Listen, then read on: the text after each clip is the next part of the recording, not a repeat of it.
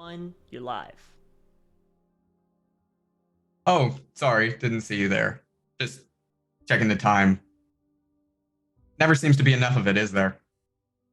Speaking of there not being enough time, we've got a bit of a situation that we found ourselves in today with our wonderful cast and crew. But we'll get into that in just a second. Just know that this episode's going to be a little bit different in how it plays out. And before we get into that, there are some very specific content warnings today for today's episode. The major ones to keep in mind are body horror, torture, forced helplessness, and surgery, with a potential for spider-related things and spiders. So, if all of those or any of those are things that might not be great for you, maybe take a back seat to this. But, you are the regulator of your own triggers and your own experiences. So, we're just giving you the warnings up front, along with the usual dark themes that come with a game set in Duskfall. So, before that, why don't we introduce our wonderful cast and crew as ever, starting with Mariah. Oh, hi. So you can pick the person who's done it the least on this show, so I'm gonna forget something. Hi, I'm Mariah. My pronouns are she, her. I play Chip, whose pronouns are they, them. Chip is a lot. Yeah. Yep. Rue.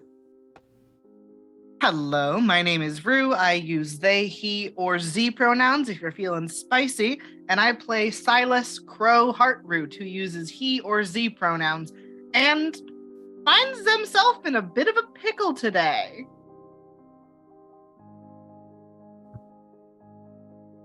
Parker. Hi, I'm Parker. I use they, them pronouns, and I'm playing Asher Spectre Claw, who uses she, they pronouns. Yeah, I think we're all in danger. Send help. I got nothing. And Cole. Hi there, y'all. I am Cole, aka Ice Cold Brew. My pronouns are he, they, and I am playing Tristero Valentine, who is also he, they. And I'm just having a perfectly normal time. I don't know what everyone else is worried about. This is fine. I've just stepped away for a few minutes, that's all. And I, as ever, am your game master, Jamie Wolf. My pronouns are they, them. And I play everyone else in the world. So the villains, the NPCs, friends, the enemies. It'll be fine. Oh, and of course, the concept of time. Speaking, as said, time is ticking away for our adventurers as we find ourselves in a situation in media res. We are starting this game today in a desperate situation. And then our lovely cast and crew here is going to tell us how we got there. So allow me to set the scene. We are in the Red Rose Theater, just on the south side of Brightstone, near the border of Charter Hall. It is a gorgeous Victorian-style old theater. Red velvet lines the chairs, which are made out of dark lacquered wood, and there are red carpets that roll down. There is 3 different bars scattered out in the intermission rooms, and the stage is lifted a full 10 feet off the ground, made out of solid hardwood. Gas lamps are scattered around, lighting the way, and there are spotlights that have been crafted out of Sparkcraft. In the audience, which is packed to full, you can see scared, horrified faces of terror. People in a situation that they don't know how they found themselves in. The clock just striking midnight on this midnight matinee. For these people, all of them are bound and strapped to their chairs, arms and legs, and even their heads back to the back of their chairs. And in that audience, in the very front row, front and center, are 2 of our wonderful cast and crewmates. Asher and Chip. Tell me, How are you feeling trapped in these chairs as you are? Thanks, I hate this. On Asher is trying very hard to see what we can, like, how much movement we have between the arms, the legs, the head, like anything, to see if I can get to any of my knives. You are bound at the wrists and the elbows to the arms, so they are not moving. Legs, you are bound at the ankles and the knees, so they are not moving. And head, you are bound around the forehead. We are just muttering under our breath then at this point. I am going to stab whoever the hell has done this, and so help me. Chip, is there any getting out of this? I mean, we should probably wait and see for what's going on. Chip's like surprisingly calm. Used to being bound, I guess. Jabari will do that to you. I feel like Asher is too, but we did not consent to this.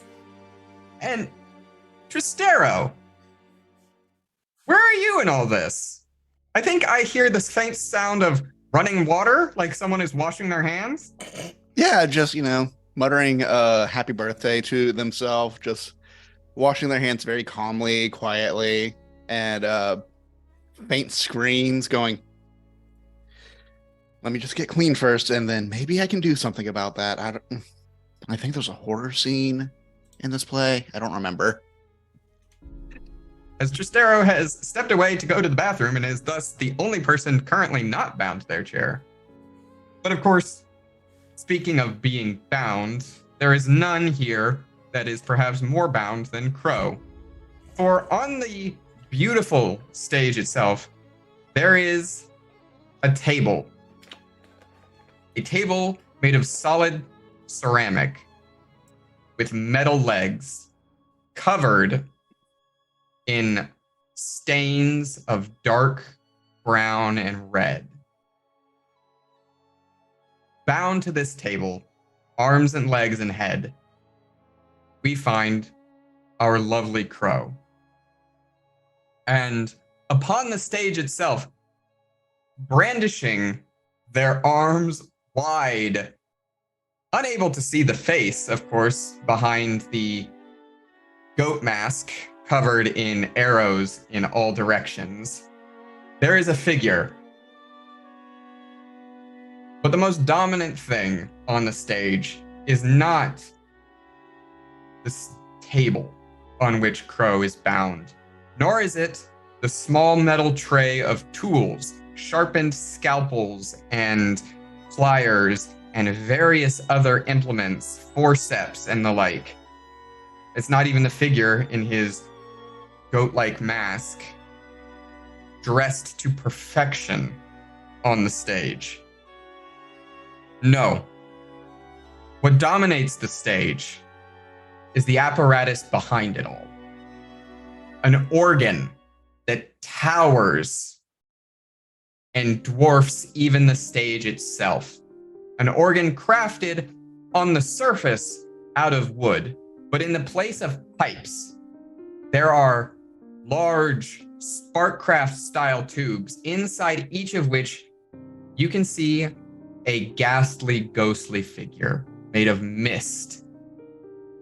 One of them recognizable, the face of Rick. Give me the fuck out of here!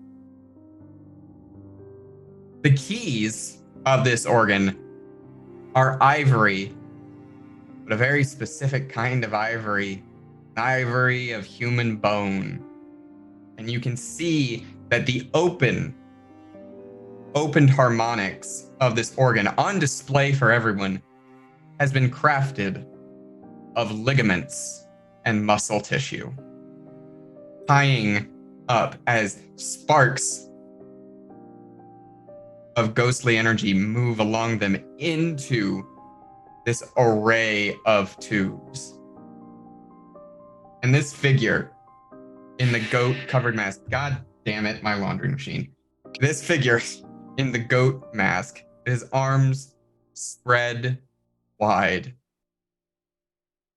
Welcome, Welcome, one and all, to this midnight matinee. This performance of life and death. Listen now. Listen in awe and agony to the very screams of those who've come beyond, and the music of the night they play. But, of course, this is a delicate machine, a delicate instrument, so I have to make sure I have. His hand comes out and strokes Crow's face softly. Spare repair materials on hand. And of course, what could be better materials than someone so charged with energy of the ghost field? But as the old saying goes, be prepared. And this is the situation we find ourselves in. So, with all this said, let's back up a little bit. And let's hear from our lovely cast and crew. How did we get in this situation? Okay, y'all, you have to come see this show tonight. It's supposed to be absolutely death-defying. Horrifying. Am I right, Jamie, in thinking this is the show that Crow got tickets to? The Red Right Hand? Yes. Yes. This is the show that you have tickets for.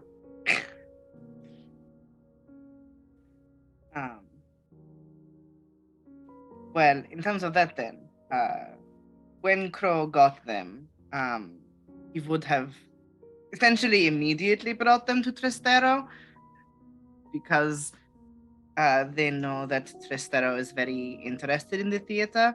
And so upon receiving anonymous tickets to a very nice show, would bring them to Tristero in terms of like, I don't know what this is about, and I don't know if this is something you would want to see. I don't know the show. I'm gonna look at the title and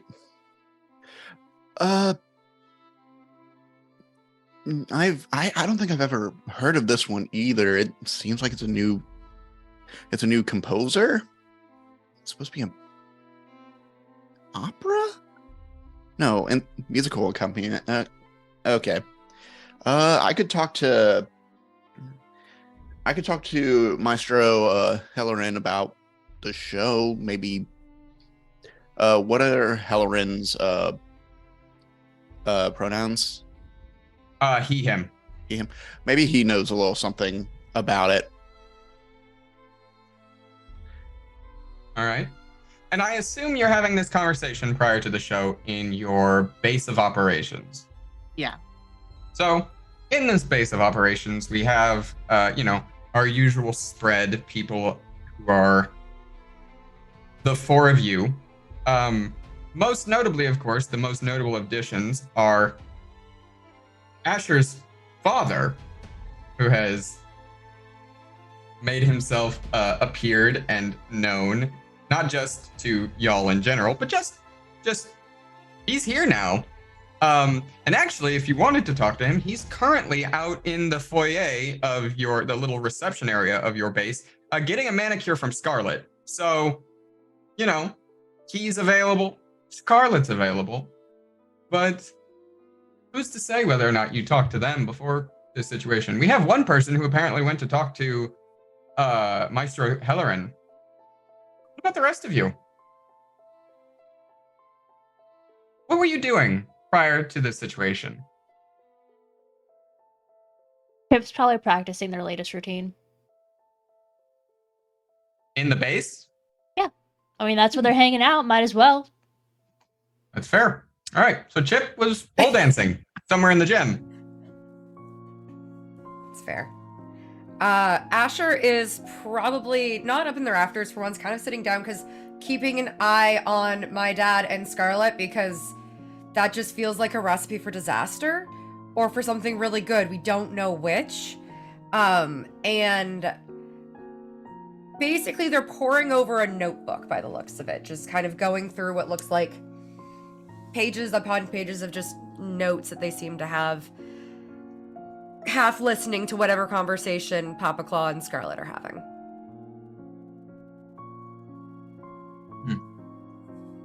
Are you listening to the conversation? It's less of a conversation, more just like a one-sided Scarlet rant, as it tends to be in a lot of cases, of just, now let me tell you, so my cousin Vinny, he taught me how to do these manicures like this, you know? He's absolutely phenomenal. This is what he does for work. He's a manicure artist, or nail artist, I think is the term that's used. He tried to get me into it. Didn't really stick, but I picked up most of the basics. Let me tell you, your cuticles, though, are fabulous, darling. What do you do to take care of them? My poor father. Oh, he's fine. He's Or good. he's probably just chill. He's just chilling there. He's got his one false leg is propped up. He's just big bushy beard and he's just like, I eat a lot of fish.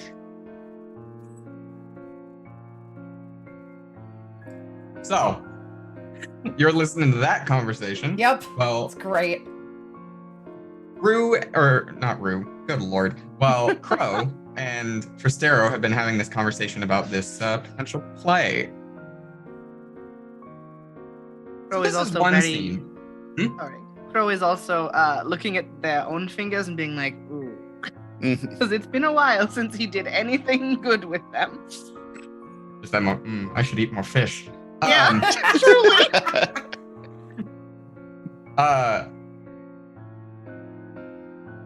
So this is the one scene. This is how we were introduced to the concept of the play. Now, Tristero, you went to talk to Maestro Hellerin about the Red Right Hand. And you got some good information on it. Red Right Hand is a classic play. Almost, it is a Hamlet-esque musical of betrayal. It is the story of a king betrayed by his advisor, his most trusted advisor and brother, the Red Right Hand. And then the degeneration of the kingdom therein once that advisor took control. It is a tragedy in the highest order. You do not go to see it to feel good. You go to see it in order to feel catharsis.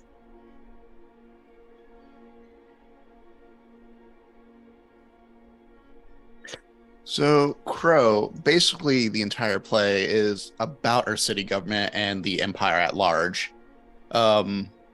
Basically, one good person is betrayed and the entire just industry goes to shit. It is very much... No one goes there to feel good. Everyone goes there because they want a reason to complain about either the empire or the governor or the bluecoats in general. But typically it's a betrayal film. Also, ironically, kind of works out if you want to tell someone that they're fired. Oh. Doesn't necessarily sound like the most wonderful place to be invited to, but I heard that from one of the actresses that when she performed the show, she went to go meet with some of the audience members and a boss just told someone they are fired from their law firm right after. So that could just be a one-off situation. We don't know. rough.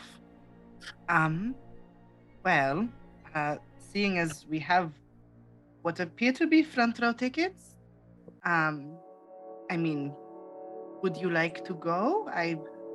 Theater is not really my thing. It would be wrong to turn them down, no?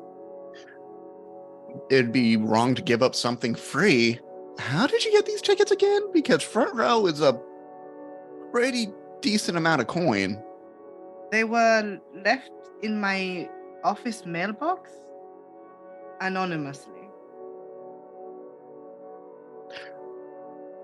Are any of your students theater majors as well? Or at least like a theater minor?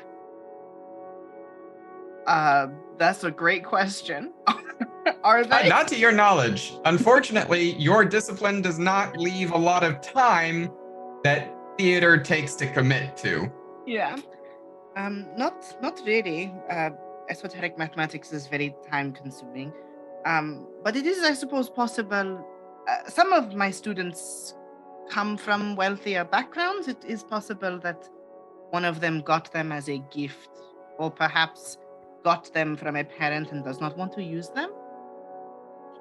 Yeah, because they definitely come up and say it up front. They wanted to bribe you for better grades. Oh, yeah. Well, I kind of want... Who handles the mail in your office? The department secretary. We can go talk to them if you want. That might be a good idea. Okay. So you go and talk to the department secretary of the Sparkrite University, and she can tell you with pretty clarity that this envelope just kind of got lumped in with the rest. Her job is to distribute the mail into the appropriate boxes. It's not to deliver the mail necessarily. Like, she doesn't go to other houses to deliver it. She just had it delivered to her. I guess you weren't in office when this mail clump got dropped then. Or okay. Are you talking to the secretary or to secretary? Crow? Oh, well, not usually. No, actually, it tends to be just dropped in the mailbox here at the desk, and then I distribute it as necessary. The only things that get screened in terms of the mail is to make sure there's no poisonous powders and the like put in, or, disease. Or bombs. It happens more often than you think here. Okay, cool. The number of times people have tried to get out of a failing grade by poisoning or killing their professors, or even not even like to get out of the grade, just to like delay a test so that they have more time to prepare. It's an epidemic, honestly. I have a very dangerous line of work.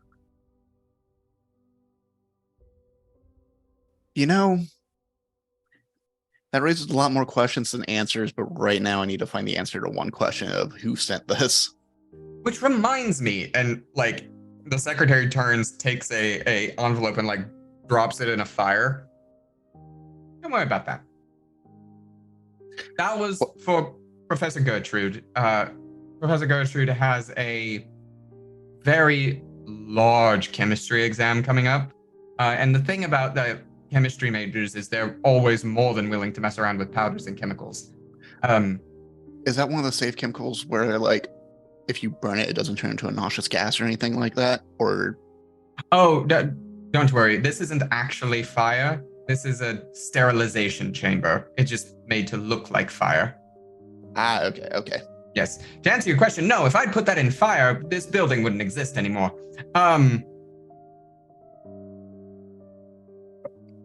Excellent. All right. Professor Silas, I don't know where to go to next. Well, where would you like to go? I didn't recognize the handwriting on the envelope, right? It was just the tickets. Oh, okay. There was no writing. We don't have we have visitor records and things, but if this was delivered with the mail, it would not be under a visitor record. It would just be the mail person. Mm-hmm. But if anything in the records room would be useful for you, I can take you there. How about we go check out the theater itself then? We can do that. Yeah. Let's fast forward a little bit. In the background, you do go check out the theater. And in so doing, Crow, in checking out the theater, you arrive during a time that I would call rehearsal. Not for the right hand, just in general, rehearsal. And during this rehearsal, you hear a very familiar sound. It's the sound of a woman singing. The same sound you heard when you last tried to contact Rick.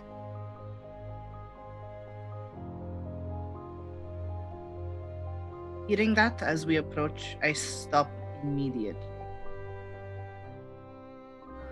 And I'm going to look around and make sure no one is listening or close by to me and Tristero. And I'm going to very quietly say, that is the same voice I heard. I tried to talk to Rick and he's being held. Okay, so Rick is... Okay. Being held either in or very near this. Gotcha. And we got tickets for this place. Okay. Let's look around. Let's kind of see if we can find the stage manager and talk about the upcoming show. Say we can say something about we are with the Dustfall Times. Want to just write a report for upcoming shows to bring to their attention, and we've heard a lot about Red Right Hand. See if that brings their attention at all. I will follow your lead. You are better at talking to people than I am. Mm-hmm. Quickly finding a name. All right, and I'm going to look and see who is kind of giving stage directions for the setup of the rehearsal. Okay, we need to set up this layout. We need to get this prop built. Can we, for the love of God, actually put some nails in the boards here so it doesn't crash on someone again like the last show? Sure, there's actually a pair of stage managers. There's two of them that you can see giving directions. And at first glance, you would be justified in thinking that they are siblings. Because they are. They're fraternal twins, in fact. One mask and one femme presenting individual, dressed exactly the same, save for the slight differences in that one of them keeps their hair long, the male one, and one of them keeps their hair short, the femme one. And who are coordinating in various times. Assuming you approach them to converse, the two of them look at the two of you and kind of blink and talk almost in unison. Yes, can we help you? Hi there, I'm Rook Cassidy. I am with the Dustfall Times. This is actually my assistant, Keen Ash, and we are actually here to talk about some upcoming shows for the theater. We want to kind of get some insight, get some excitement buzzing around the cultural arts, and just wanted to know any big shows that you want to highlight as stage managers, because y'all are the ones who see everything from the ground up. You get to build the stage, you get to highlight what is in the background, and you get to accentuate and perfect it, while the actors and actresses bring a spotlight to your work, of course. We released the official press release on all upcoming shows. What more do you need than that? I like doing a little niche corner, just get a little bit more personable. There's one show that caught my eye.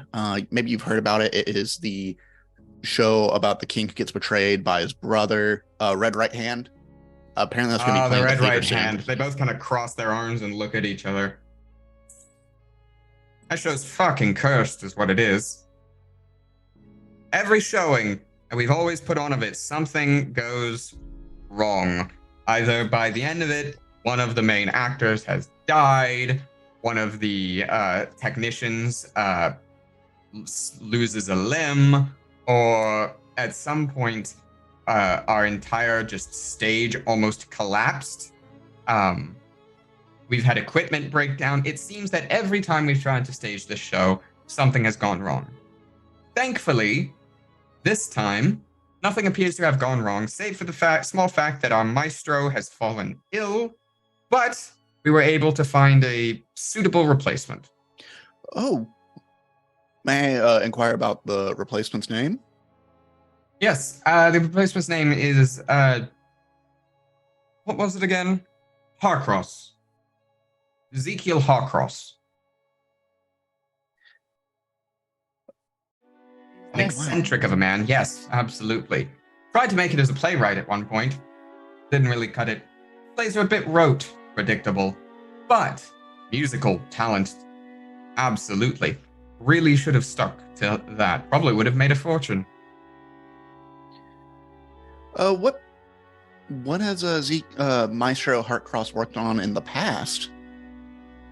Oh, well, I suppose in terms of this theater and others, he's been the maestro for the background music in such thing. He wrote the music for Prejudice and Paupers.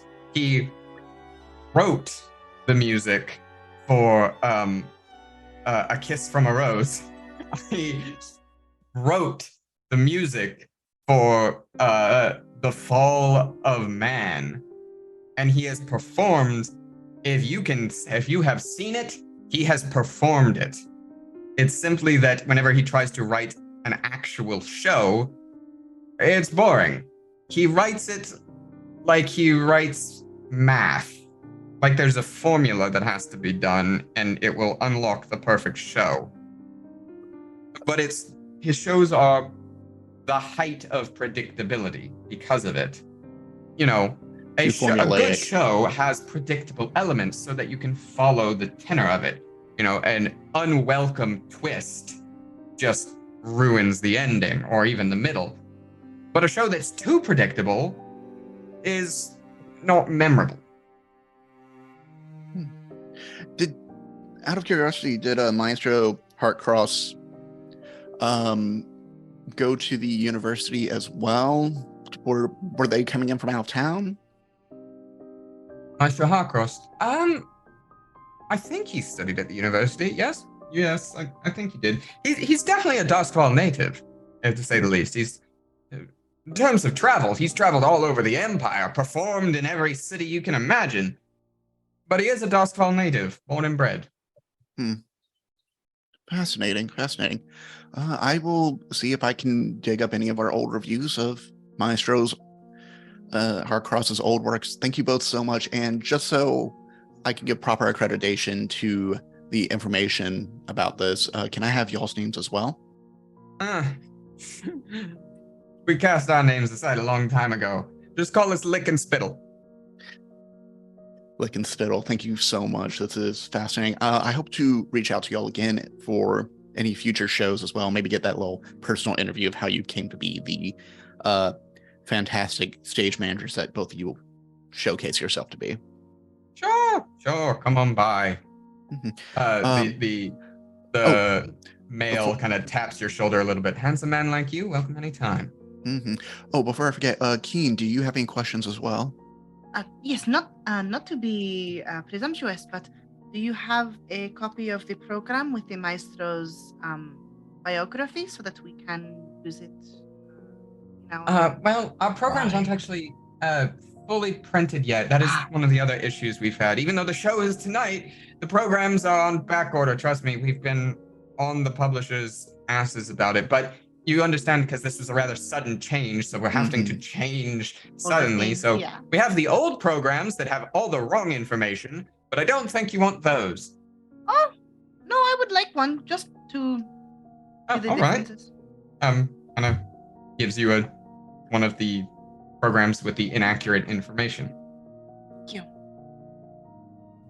All right, with that, Lick, Spittle, y'all both been absolutely lovely, and I hope to see you both again. And I give a wink to the, I'm guessing the male twin is Spittle or Lick? The male twin is Spittle.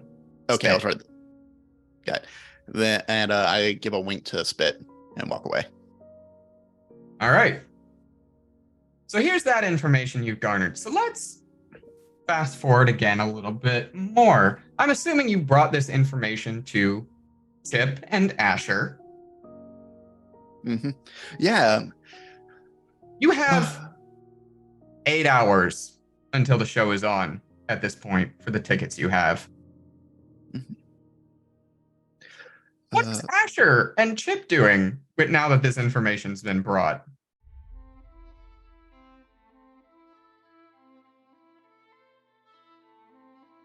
I think it depends on how they've actually posed it. Because I think if at any point either of you said, hey, Asher, let's go to the theater, she would have said, I only do rom-coms. That doesn't sound like my jam. So, just saying. To some extent, I think otherwise, what does this play have to even do with the Kindled? If it doesn't have anything to do with that, why are we bothering? Yeah, Chip's unsure why you all are so suspicious of a play. I mean, it sounds terrible. So, hear me out on this. Actually, Crow, you might have something. Before we begin, and I hand Asher the old program, the maestro who's listed on this program is not the one who's performing. Okay. He has fallen ill. Interesting. The new one's name is Ezekiel Harcross. You have any information on him in your studies? Have I run across the name Ezekiel Harcross at all? Have you run across the name Ezekiel Harcross at all? Not really. Okay. It's not a name that comes up in your circles. Okay. However, as you're sitting there, you hear, "Oh, Mr. Harcross! Yeah, I know him. Oh, Do you? At least, I know of him. My cousin Vinny's got records of the Harcross Accords. It's just we got lots of vinyls and things. My cousin Vinny, he's a big collector, you gotta understand. Collects all sorts of things. Bit of a pack rat, honestly, but not in like a hoarder kind of way. I'm ending up a bit Australian with this Long Island. Girl, let's go on a trip. No. It's actually a different Scarlet we got this time. We had the other Like Vinny. Long Island Scarlet. It's This is Australian Scarlet. It's the same Scarlet. Anyway, what you need to know about Mr. Harcross, he's 60, been performing years. I think some of the records my cousin has bought from his dad. He might have got them from his dad. Maybe. So, long and short of it is, beautiful compositions, absolutely gorgeous. Thank you, Scarlett. I appreciate that. Maybe we could go see your cousin Vinny. Does your cousin Vinny happen to have the records on hand and maybe a record player? Maybe we can give him a listen. Sure, you can definitely go talk to Vinny. Vinny lives down in shit, where does he live? Oh god, Night Market. That's it. He lives in Night Market, just near the hole. Awesome. And kind of talking to Spectre and Muscle. It's a long shot, but it's really weird that a musician who is well known for being an awful playwright is now taking control of a play after the previous one got poisoned. The show has something horrible always going wrong, and this person looks at music and plays like math. Why Bit don't of a we go stretch. talk to the one who got sick? Can do that. Maybe we can he's also seen something, or Yeah. they've seen something. Not that I'm not dying to meet one of the many famous Vinnies. But why would we go to him to get records when we can probably go to any archive and get information on Harcross there? That's a fair point. I'm actually thinking about the music. Cole, You were just focusing on the music, weren't you, Trastero? no, Cole was focusing on the music because I'm like, there's got to be something mathematical and it's got to be something similar to the way Archie teaches, but Yeah, but wow, are you actually going to be able to decipher that? no, Come on. but Crow might. Fair. But still. Turns out all of his music is just math rock. Fuck. No. It's just Bro, reciting the numerals of pi over and over and over. Yeah, Crow, are you telling them about Rick also? Yes. Sorry, I hadn't gotten. And not about the show in general, but about what we heard. when we were approaching the theater, there was a woman singing, and it was the same woman that I heard when I tried to contact Rick. He Wait, said what? he was being held. Who is Rick? Y'all keep Oh. mentioning him. Rick You've is, never- Who wants to take this one? I think, in a very strange way of defining things, Rick might be my best friend. You have to go. He's Yeah. a ghost, formerly of Iron Hook, who often helps us with our. He goes along with a lot of really wild ideas. I'm very grateful for all of the things he has done for us. Yes, same actually. It's made for many good distraction. Right, okay, nope, never mind, then this totally connects. Fuck. Okay. You know, now that I think about it, I should have started off with Rick is kidnapped under a theater that we are going to go see the red. Yeah, that would, you know what, if you bury the lead like that, then I just am not going to be interested. To be fair, Chip claps Tristero on the shoulder. It wouldn't have made a difference to me if that makes you feel better. thank you. I got caught up in the mystery, okay? You got caught up in the music, probably. I lost myself in the rhythm, yes. The rhythm of the night? I hate you all. All right. So, someone mentioned wanting to go to the archives. Yes. Someone mentioned wanting to go find the previous maestro. And someone mentioned potentially going and talking to Cousin Vinny.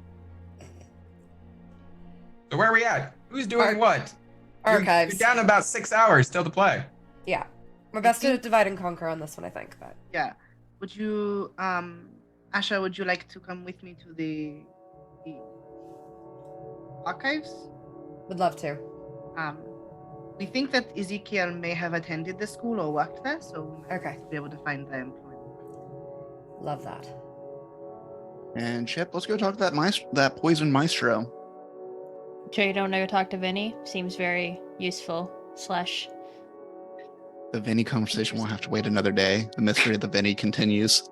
Unless If you it's the want, Vinny I that... can go talk to Vinny. See if I can borrow one of them records. Yeah, Scarlet, actually, yes. Could you do that? Because then if you bring it back here, then Crow could give it a listen. Because I think Crow's the only person who's going to actually have any thought or idea of potentially how it connects. If it does. Oh, I can do that. You want to come with me, Mr. Claw? Sure. Thank you very much, both of you.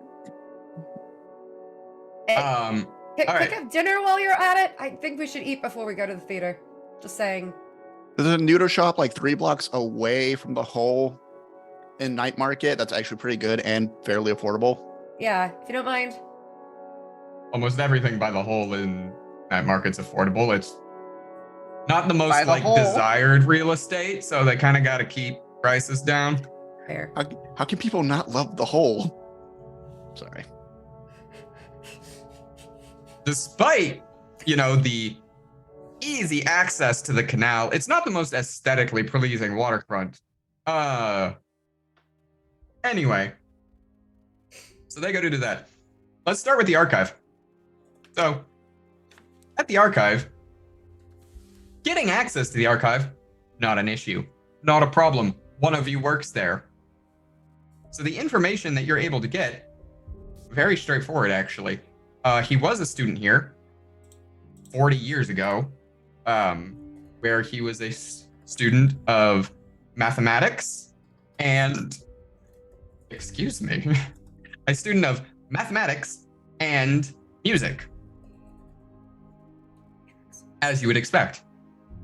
Now, the interesting thing, however, is that he was a student 40 years ago. However, there is a note where 10 years ago, he was a guest lecturer on mathematics and music, as well as he audited classes, he audited classes on esoteric mathematics under one Yeah. Archibald Dalmore IV. Well, there's a main connection. Of course. When it comes down to Harcross, is there anything on like his personal life or anything, any absences in his tenure, any weird anomalies He was going through his records? not really. He was a student, and then he was a guest lecturer for a year, and then he audited some classes. And that's it. Based on the academic records, he was an average, slightly better than average student. He was a average guest lecturer, liked well enough that his classes were full, not liked so well enough that he became a consistent member of faculty. And yeah, he audited some classes that make sense for him for taking some kind of advanced mathematics courses as a former mathematics student who uses mathematics in his music. Would Archie have also been a student 40 years ago, or is he older than that? Archie is younger than that. Yeah. Oh, okay. I wasn't sure how old Archie was. 40 years ago, Archie was like 2, probably. Oh, okay. Yeah. I thought he was in his 50s, so my brain was not quite working. Yeah. Archie is not that old. Yeah, he was a research fellow in chemistry for about 20 years, so 40 years ago would be too much. Yeah. Sorry, I'm gonna just keep pulling up my notes on Archie, it's fine. Big note. Can I see, because about 10 years ago you said was when he was guest lecturing. How long ago was he auditing? 10 years ago. Yeah, so It was Also the 10 same years time. ago, okay. Same time. Yeah. Is there any other information you're trying to get from these records here, potentially? I brought the program with me. Do any of the other performers or the old maestro also appear in the records? Not in his record, but they are some records of the maestro, the previous maestro, Damian Greaves, did go here as a student, like many famous musicians and people in Doskvall. Some of the performers also, not all of them, but some of them were students here. But there's not really any major overlap. Like a lot of the sick maestro and the students overlap in terms of because they went to school about the same time and overlap in theater classes and but none of them really overlap with Ezekiel.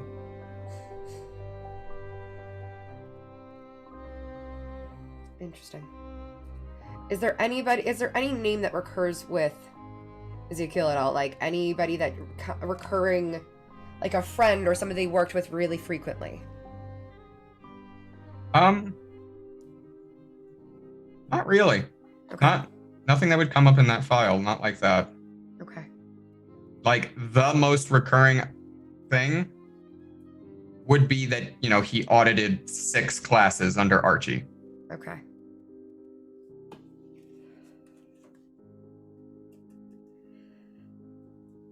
All right then. As for the other 2 of you, you go to find the sick maestro. Publicly, his address isn't listed. Privately, it's not hard to find. So you're able to find his lovely little apartment just above a barber shop. Inside the barber shop, you hear 4 men going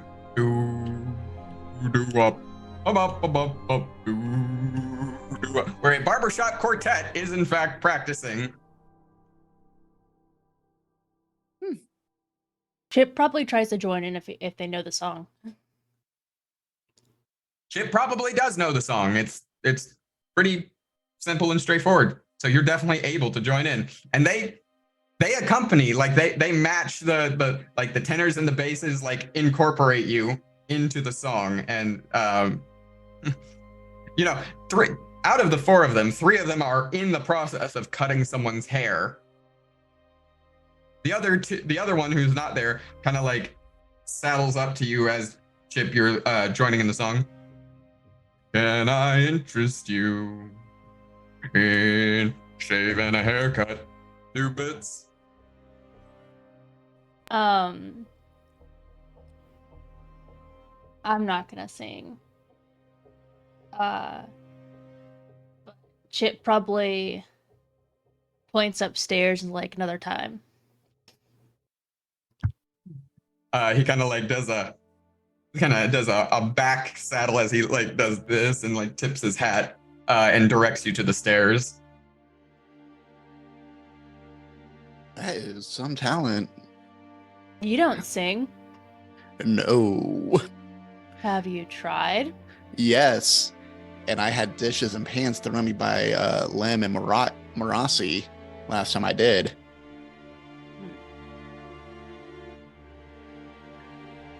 What do you do? In life, well, I mean, right now, just kind of enjoy the theater, and then I head down to the boxing ring and help out. Just make sure people got food, people got blankets. Try to make sure people are well taken care of in some sense. But, there's only so much you can do when, bullets are firing off and there's a knife around every corner. Very kind of you. Different from where I'm from. I'm sorry, wait, can you say that again? I heard they kind of do different. Different, or that's kind of you. That's different from where I'm from. Yeah, I'm trying something different. I'm trying to not be a shitty person, essentially. How's that working out for you in this town? Couple gun punches, a few dunks in the river, but some good connections at least. Best of luck to you. Top of the stairs, there's a nice wooden door with a lovely little insert on the front that says Damien Greaves, Maestro.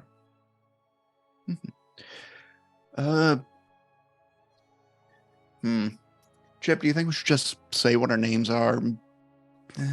What's the angle that should be on this? We should probably come in to do a wellness. He was sick? Just checking on him. Yeah, come in and do a wellness check. That sounds good. Yeah, this is what you normally do anyway. You should take the lead this time. All right, yeah. Actual name or fake names? No, whatever you want. All right. Actual names are fine. Like, this is what you do. You're a good person. You just said that. This is your time to shine. And let's see if being a good person will get me a knife in the gut or a kiss on the cheek. Hey, he's sick. You should be fine. We'll find out. And I'm going to knock on the door and say, Maestro Damien? There is no response. Knock again a couple more times. Okay. You knock again a couple more times. No response. Okay. Time to... Is the door locked? Yeah. The door is not locked. Okay. Maestro, coming in to do a wellness check. Some friends of yours downtown were worried about you. Chip's like in a fighting stance, like prepared in case anything happens. To describe the scene in front of you is to spare you the details. Do you know what it's like when a human pops? Yeah. The walls are covered in a spray of semi-dried blood. There are chunks of flesh. There's some skin hanging from the lantern lights on the wall and the light fixture on the ceiling. There is meat and bone, some of it still connected to each other in every direction across the floor, splattered. Nothing is damaged, save the person perhaps within. As for who that person was, it is impossible to tell. For they are in so many pieces that they are effectively a splatter like a fly on a windshield. Oh, okay. Pulls out like 2 handkerchiefs, passes one to Chip, and just immediately like covers up half nose down. How does this even happen? I don't know, and I'm of 2 minds right now. Chip, do you know William Abermythe? Does Chip? Did Chip have to go see the doctor last time? No. Then no. Okay. I'm gonna kind of look around the room real quick, see if there's like anything else, like just any kind of like movement or anything real quick. And Tristaro's like got leather gloves he's gonna pull on as well. Nope. Okay, so if only thing moving in this room is you and the one small rat that's eating a piece of the meat. Okay. So I need you to do me a favor. I'm gonna kind of check and make sure. Actually, guard the door. I'm gonna go get William real quick. Here are some gloves. Your hands are too big. It's fine. I'm not gonna touch anything while you're gone. Yeah, good call. I'll be right back. I'm gonna run down to the morgue where Dr. William Abermythe is. All right. So you go get the doctor. When you come back, Dr. Abermythe in his usual grumpy state is like, "What's this all about? I don't need a haircut." And he kind of taps his bald head where he's got the ring of the hair. It's nothing about the haircut, though. They are very talented if you want to come check them out later. Two of them are still giving haircuts. One of them isn't. And they both kind of like do like a this. We do toupees. I can always be. Doctor, first of all, you got a mask on real quick, but also, have you ever seen like a mushroom spore, like a mushroom cap pop?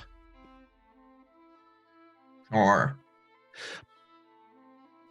you're going to need to prepare yourself for what you see upstairs. You're the only person I trust to see this. Kiddo, I have been a doctor for 72 years. I have seen I have never seen something like this. Fucked up, right?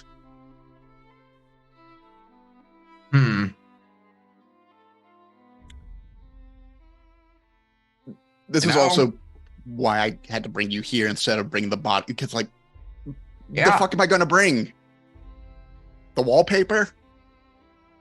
The cabinets? The bone. He kind of like picks up like a femur. Well, I declare this patient deceased. What else did you need? Help me find out what is in there. Also, this is our new associate, Muscle. This is Dr. William Abermythe. If you're ever injured, go to the, you can find Dr. Abermythe's office over at this location. Hey, have I seen you at one of my shows? He kind of like looks you up and down. Oh, yeah. I recognize you. You got good stuff. I like it. Thank you. They can move. So this is the former patient, Maestro Damian Graves. I want to know what the fuck caused this. And how do you expect me to figure that out? Like, give me your rundown here of how you expect me to figure out what did this. You said you had 72 years of experience, and yes, the first thing you came in was saying, I've never seen anything like this, but maybe there's something similar you've heard about. You have 72 years experience. You're telling me in 7 decades you've never had someone with a similar injury? I don't know if I'd call this an injury, kiddo. I'd call this death blow. A war crime. So Chip hasn't seen anything like this, but have they heard like any stories given how like much they interacted or like they heard just like in general? No? Okay. Not at this stage, no. Mhm. Look, long and short of it is, I can tell you, based on splatter and trajectory, that he was standing here. And he goes and he stands like just off center from the room. He was here. Okay. Now, I can also tell you that based on that particular chunk, and he pulls out a pen and points at it, that appears to be face meat, that it was probably facing that way. Now, what we see in that direction is what appears to be a chair that is clean. What we can presume from that is that there was someone sitting in that chair that they were talking to that probably got equally splattered and then left. Obviously, very calmly as well. Okay. So this is something that's helpful. You are you are doing a great job of forensics, and you're catching stuff. Maybe I could have caught that. Maybe Chip would have caught that. But it's good to have another set of eyes that kind of recognizes trajectory in that way. I'm glad that it was worth dragging a 90-year-old man across town for this. A 90-year-old, extremely talented man who knows exactly what he's about. And I owe a coffee and a cinnamon roll too. See that you do. So, Chip will kind of like go outside the door and see if they can see like any like drops from anyone who was like leaving who was covered in. Oh, absolutely not. There's Okay. nothing. Everything outside of this apartment, spotless. And is there only one way out and like down? There's the stairs and I guess the window. Chip, you got to see this last time. Ghost key could be another option. Could be. Mhm. Chip will check the windows to see if there's any like smudges or anything. Smudged blood. The window is unlocked. It is splattered like much of the rest of the room. But it is unlocked, but it is closed. You don't see any smudges or anything.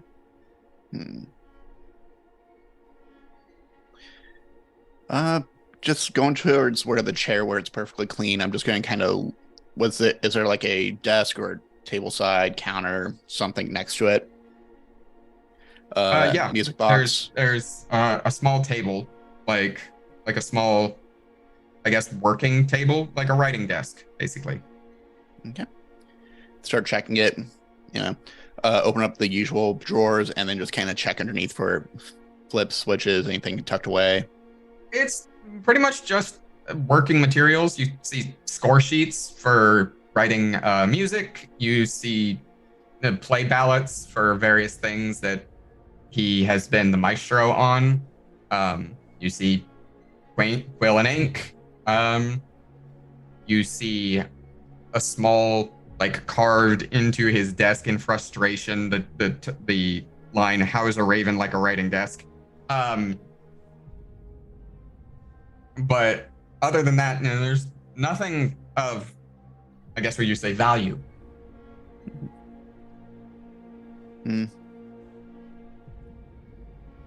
I guess this person just wanted them to go pop and leave, but it'd be really weird not to have like some kind of conversation or some kind of hint. Chip, you can do ghost feel stuff, right? Are you able to get a sense of anything spectral around here? I've never really tried to use it for that before. I guess Then I can try. be worth a shot. If not, worst case scenario, we go back and get Crow. Yeah, then Chip will try. Okay. Let's call that an attune roll. There's no real risk here. Just give me a risky standard attune roll.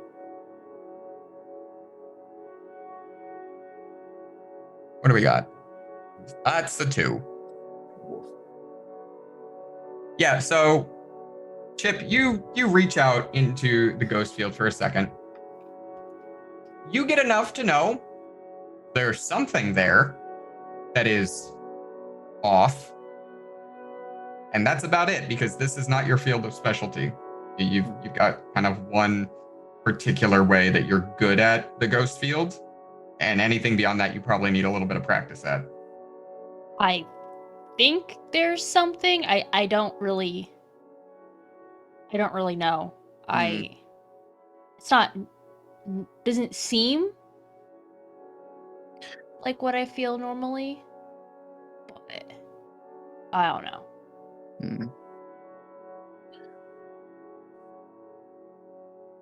So fucking weird. There's no just because he is a musician as well too, no musical instruments around. Oh, there are. Yeah. Okay. Any of them there's cleaner? A cello, and there's a cello, there's a harp, and there is a trombone. Are any of them cleaner than the others? No. Okay, cool.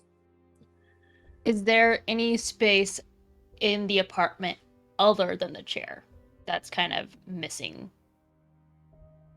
gore? No. Okay.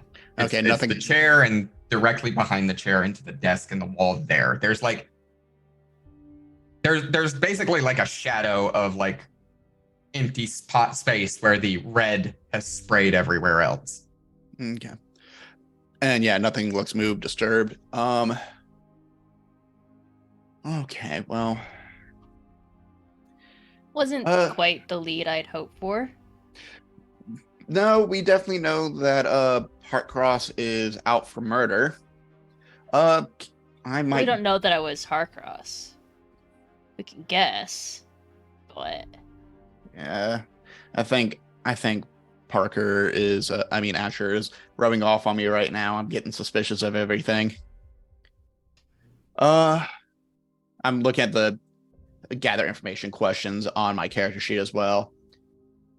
And Asher's voice in your head just going, yeah, suspicious. Be suspicious. Don't be suspicious. Don't be suspicious. No, we do that when we Don't be suspicious. Don't be suspicious. Don't be. Anyway. Oh, here we go. I want to kind of like research, like look into gloves on, mask on, just kind of slowly take an hour or two just to really dig around. And I want to ask the gather information question of how can I discover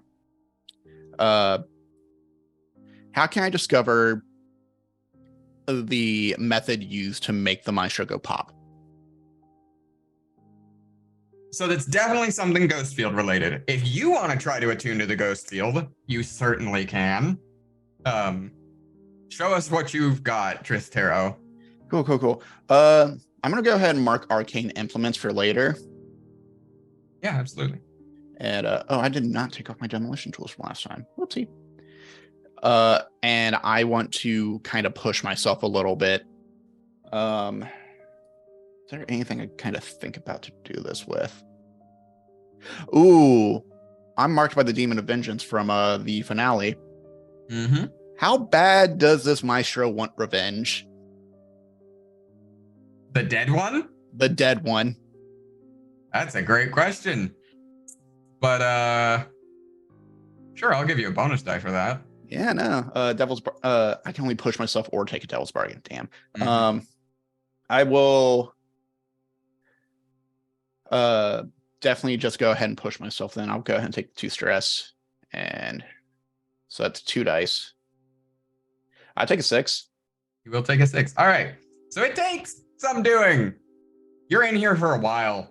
Like, when I say a while, y'all got like an hour and a half until nodding off. Till the show. But eventually, Tristero, you are able to come to a conclusion about how the ghost field was particularly manipulated in this way to do this. And the answer was, what happens if you reverse all gravity just inside a person's body?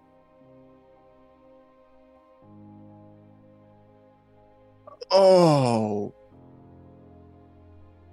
Okay. That is some terrible, terrible way to go. Kind of Okay. that situation of what happens when you have like a vacuum sealed room kind of thing, and so you put an object in it and all the pressure from within that object goes out to try to fill the vacuum sealed room.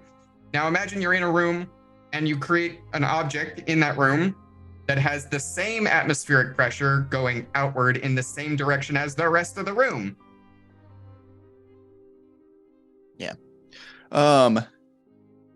So this is definitely something a kindled would do. And I know how he died, and yeah, this person definitely was fucked with by the kindled, and that feels fucked. That And feels why'd very you fucked. ask me to look into that? Like, that's a great skill. You should market that. Why didn't you start with that? It's not my cup of tea. And I get like this Could have fooled me. I get this like really strong sense of anger and righteousness. Like Oh, I feel yeah. like You've got a strong inclination where that if you see the person who killed you, no, not you. You? No, not you. You will be filled with rage. yeah, I all of a sudden really want to find this guy and take a hammer to his face. I could do that. Yeah, you could, but it wouldn't feel as good is what it feels like. We should go talk to Crow and Spectre. And probably leave a tip for this body to be collected. Will your doctor friend not do that? You see over in the corner, Dr. Evermice has already picked up the rat that was eating on the person who was affected by the ghost field, has put them in a sample bag and like sealed it. Save that for later. I'm really glad you found a friend. We should probably tell the people downstairs, hey, they have a dead body up here, and no one, this place should probably not be entered at any point. You want to tell the people downstairs there's a dead body here after you've been up here for hours. Nope, that's why I want to leave an anonymous tip somehow. Does it smell? It's starting to. Yeah, Okay. we should go. All right. So you take your leave, you head back to the base where you find, of course, we have our lovely Asher and Crow, who are gathered around a record player that you see that Scarlet is like taking a screwdriver. This thing worked yesterday. It just needs a little fine tuning. It's fine. Don't worry about it. I don't think that's how you fine-tune a record player, Scarlet.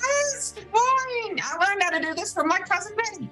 I'm sure you did. He owns a repair shop. Works on record players all the time, along with like typewriters and things. Trust me, I know what I'm doing.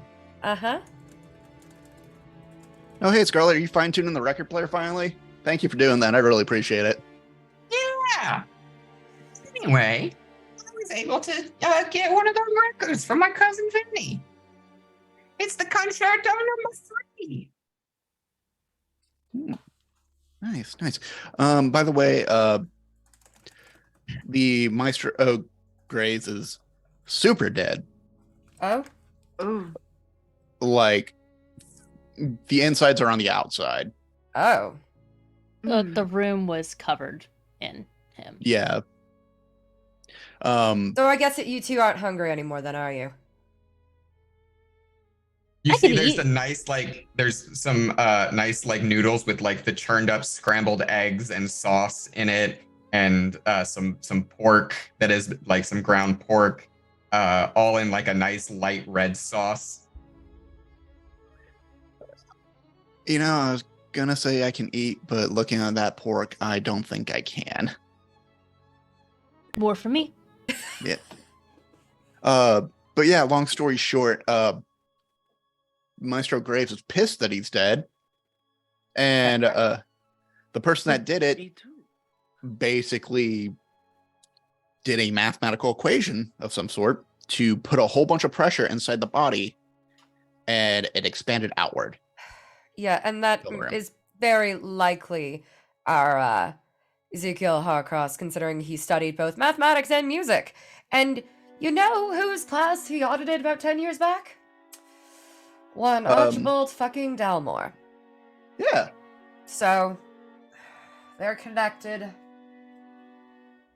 That's fucked, though. I think that we're going to be saying that like at least once or every know. other week, I know. considering who we're dealing with. Oh, I know. I just...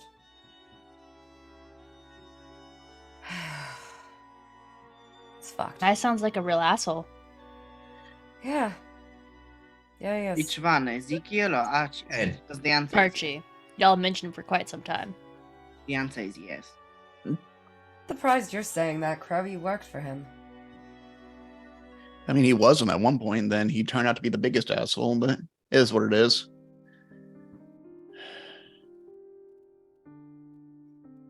All right. When Asher says that, you see Crow just kind of like look away and down.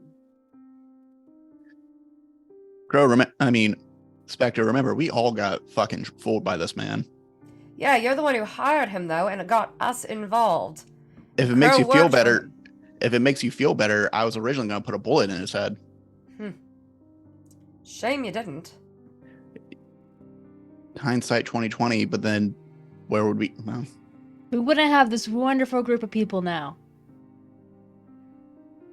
Thank you. Papa Claus over there, trying to help out Scarlet with the record player. Oh, they fixed the record player. Now Scarlett's like got Papa Claus sitting down again, and she's doing a pedicure on his one foot. It's fine. Oh, I know you only got the one. We'll get some lacquer for the other. It's great. Okay. You see Papa Claus like sitting there, his like fingers like doing this. Never had this happen to me before. Welcome to Duskville, Dad. I've been to Dosval. This wasn't what happened last time I was in Dosval. Well, Several of the last times I was in Dosval. you really should do Duskfall with me then, apparently. Actually, no, this is not... Looks at her nails. Honestly, I don't know. Scarlett's she's just... We appreciate her. She brings a nice new energy to the team, just like Chip does. Thanks. I can't really do the thieving thing or the sneaking thing. I certainly ain't good with any of them weapons or anything. So I'm just trying to contribute in little ways I can. Mm-hmm. You know a lot of things, Scarlet. That has value too. Don't talk yourself down. Yeah, no, I'm wonderful. I'm the best. But like, I can't do everything. Of course not. All right. Y'all want to sit and eat and listen to some music? And Crow is going to like go sit like directly next to the record player with like several pieces of paper. Yeah. So yeah, Crow, you're able to like sit in the record player for a while. The first thing you're able to work out is like the exact mathematical beat and sequence that he's following for this music. You're like, okay, nope, this makes sense. And you like start like tracking that out. And then you start tracking down like some of the subtext layers. And eventually you get to the bottom where you realize that in the real low baseline somewhere, somehow, using some kind of method you're not sure about, maybe something to do with tapping into the ghost field, he has layered underneath this music the screams of people dying. Like people in utter pain over and over. And he's done it so finely that it still conforms to the mathematical beauty of the piece. But yeah, there are people screaming in horrific pain in the like underlying track of this. When Crow realizes that, he pulls the needle off of the record player.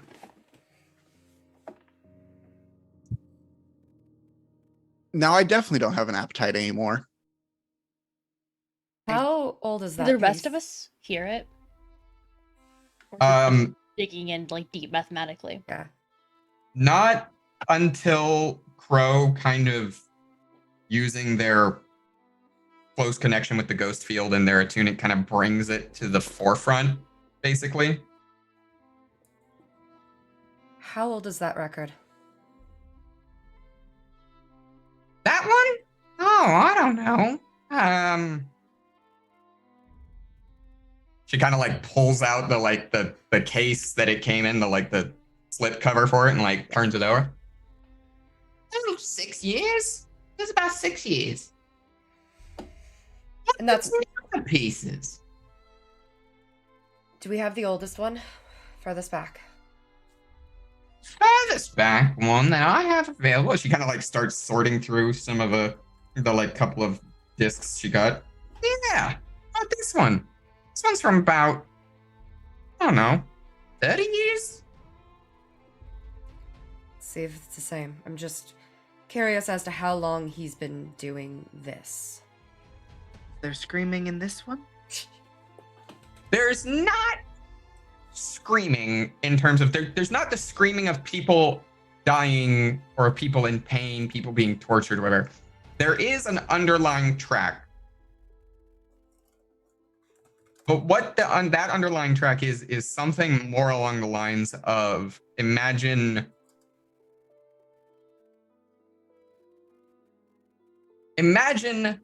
rhythmic, mathematical static. Like someone took the pure white noise of the ghost field, put it to a beat map, and layered that underneath their music. How long ago was this one? 30 years. 30. Can you? What about one that's 10 years old? Yeah. All right. She kind of like sorts through them again and is like, oh, here we go. This one's, will 9 years do? That Yeah. would be 9 years fine. would be good. All right. She puts it on and she runs the track. And this time, the underlying track is. It is also like people screaming in pain, or rather, it's not. So the most recent track you listened to was like a chorus of people screaming in pain. There were multiple people. This is just one person. There's just one person screaming in pain. Okay. So he's always been about the secret tracks, but it just didn't seem to be, you know, death related until Archie. Or at the very least, you couldn't figure it out until Yeah. Archie. Until Archie. Mhm. The difference Why? between simply studying mathematics and studying. You cut out there, Rue. What was that? Oh, the difference between studying high level mathematics and studying esoteric. Mm.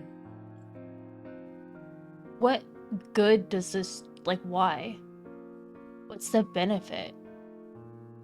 For him? Music, in general, I would assume it is because when we manipulate the ghost field in such a way, into music, into art, into anything, it echoes with the living soul and evokes emotional response. So He it uses makes that- a yeah. person who cannot necessarily attune to the ghost field feel the emotions of the piece because they are literally. That seems to be how he's made himself so popular. Yeah. Actually. Because suddenly everything that he composes evokes great emotion and people are moved by it. But really what they're moved by is the fact that people died for it.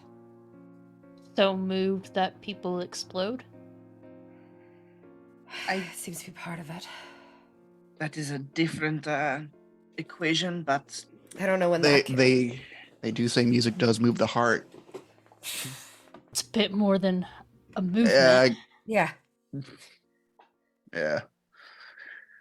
Right. So But we're Sorry, walking I'm just in. imagining now someone like popping to the rhythm of when the marimba rhythm starts to play, dance with me, and every clap is just a person exploding. if this was Have you done seen by Kingsman? yeah, I was gonna say that Yeah. feels like a Kingsman scene. Yes. Uh, I've not seen Kingsman. I've always wanted to, but Oh, it's good. Very good. it's a fun film. It's a very fun action film. Yes. anyway. Um, So you're at the what we'll call the appointed hour. What we need to get to now is how did we end up in this situation? Two of you strapped to chairs, one of you strapped to a table. Midnight hour about to crack. We're not rolling the engagement roll until or even really at all. We're in a desperate situation. I said that at the beginning. What I need you to tell me is, how did we get there?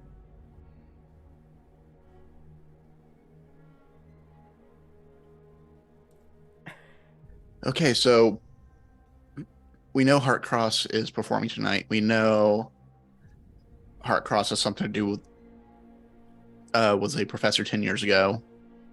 I'm also And- going to take a stab and say that the fact that Crow got tickets out of nowhere is not a coincidence. Nothing bad has happened yet with this production, which means it's about to. Yeah. And it's a last minute change in show, which means Yeah. Okay. Scarlett, can you help me find the blueprints for the theater? I know they're around here somewhere. I really, really need to talk to that architect and like make sure they're doing okay, because I've stolen a lot of their blueprints over the years. Not even stolen, I just like copied them while Should be helping out with fine. paperwork. Fine. You're fine. That's fine. Yeah. Yeah, then they Fine. still have copies. Yeah. You're good. Not losing their job. But yeah. Fuck. What are we supposed to do? We can't just... We We have 2 tickets. 2 people can get in. Right. I'm sure we can get more. yeah. We both Probably know. not We all front know row, but performers. I don't know if we necessarily all want to be in as attendees, though. Do we? I mean, who says we have to watch? I really hope we don't have to. Just getting in. The best way of doing this might be to spring the trap and make them think they won. And then take advantage of that. Okay. But we're on limited time. The show starts in an hour. Doors open in 30 minutes. Yeah. Let's do this. Let's look over the blueprints real quick and start setting stuff up. Act like you are going to go to a regular show. Anything you don't need, I can sneak off to. One of us can like get up, go to the bathroom, and like there's a right here. There are like 2 different vents. One of us can get into the bathroom, and if we can all leave about the same time, we can all meet up outside, and then we can sneak around backstage and get them then.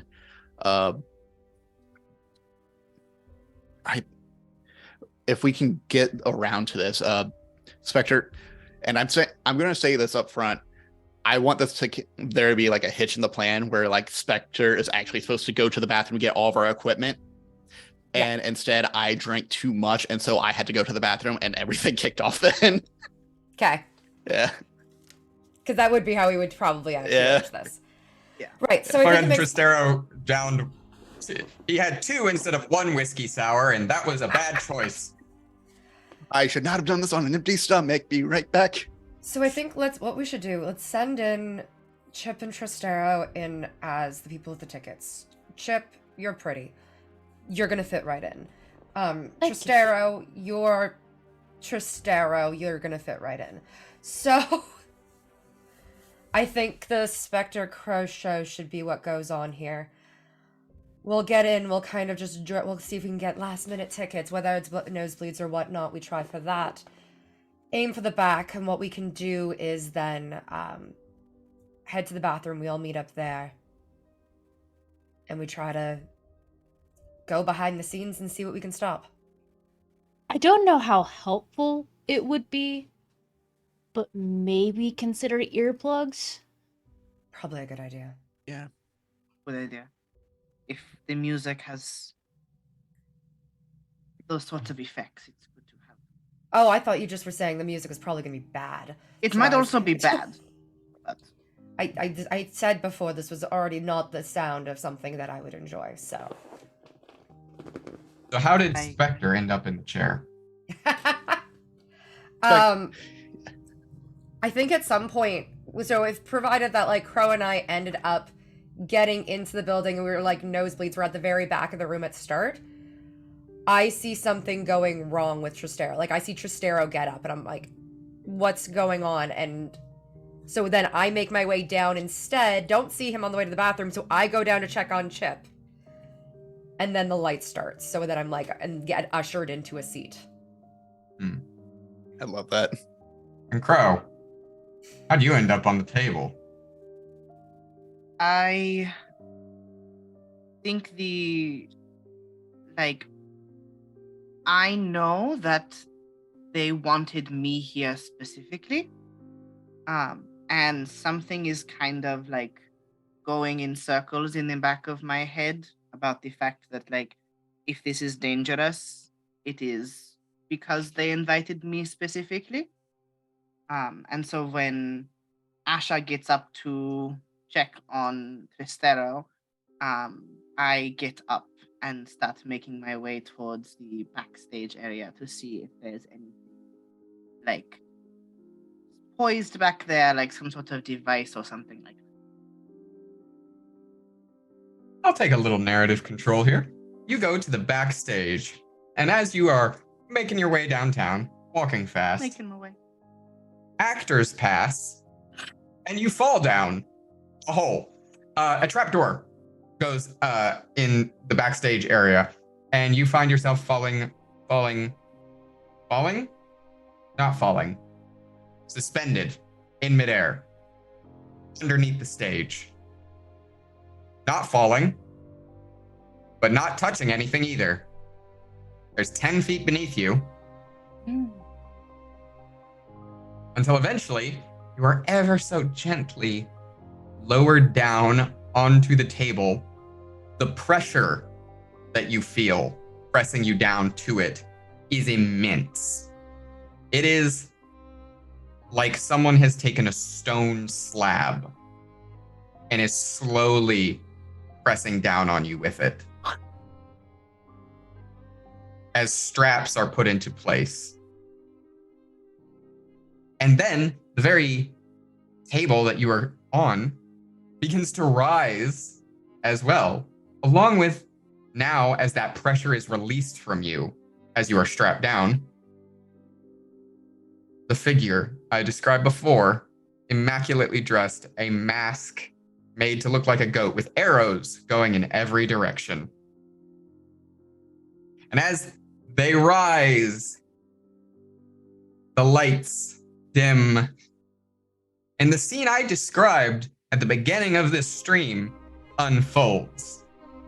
Tristero in the bathroom, Asher and Chip strapped down in the front seats, and Crow on a table on the stage as the man behind the mask unveils his monstrous organ. And you can see the face of tortured Rick in the central, I guess the best way to describe this is like a filament light bulbs almost, where the filament has been replaced by ghosts. And with that, we're going to take our break. So we will be back in 5 to 10 minutes. So for our lovely audience, get up, get a stretch, get a snack, get something to drink. And then, well, we'll just see what happens. See y'all then.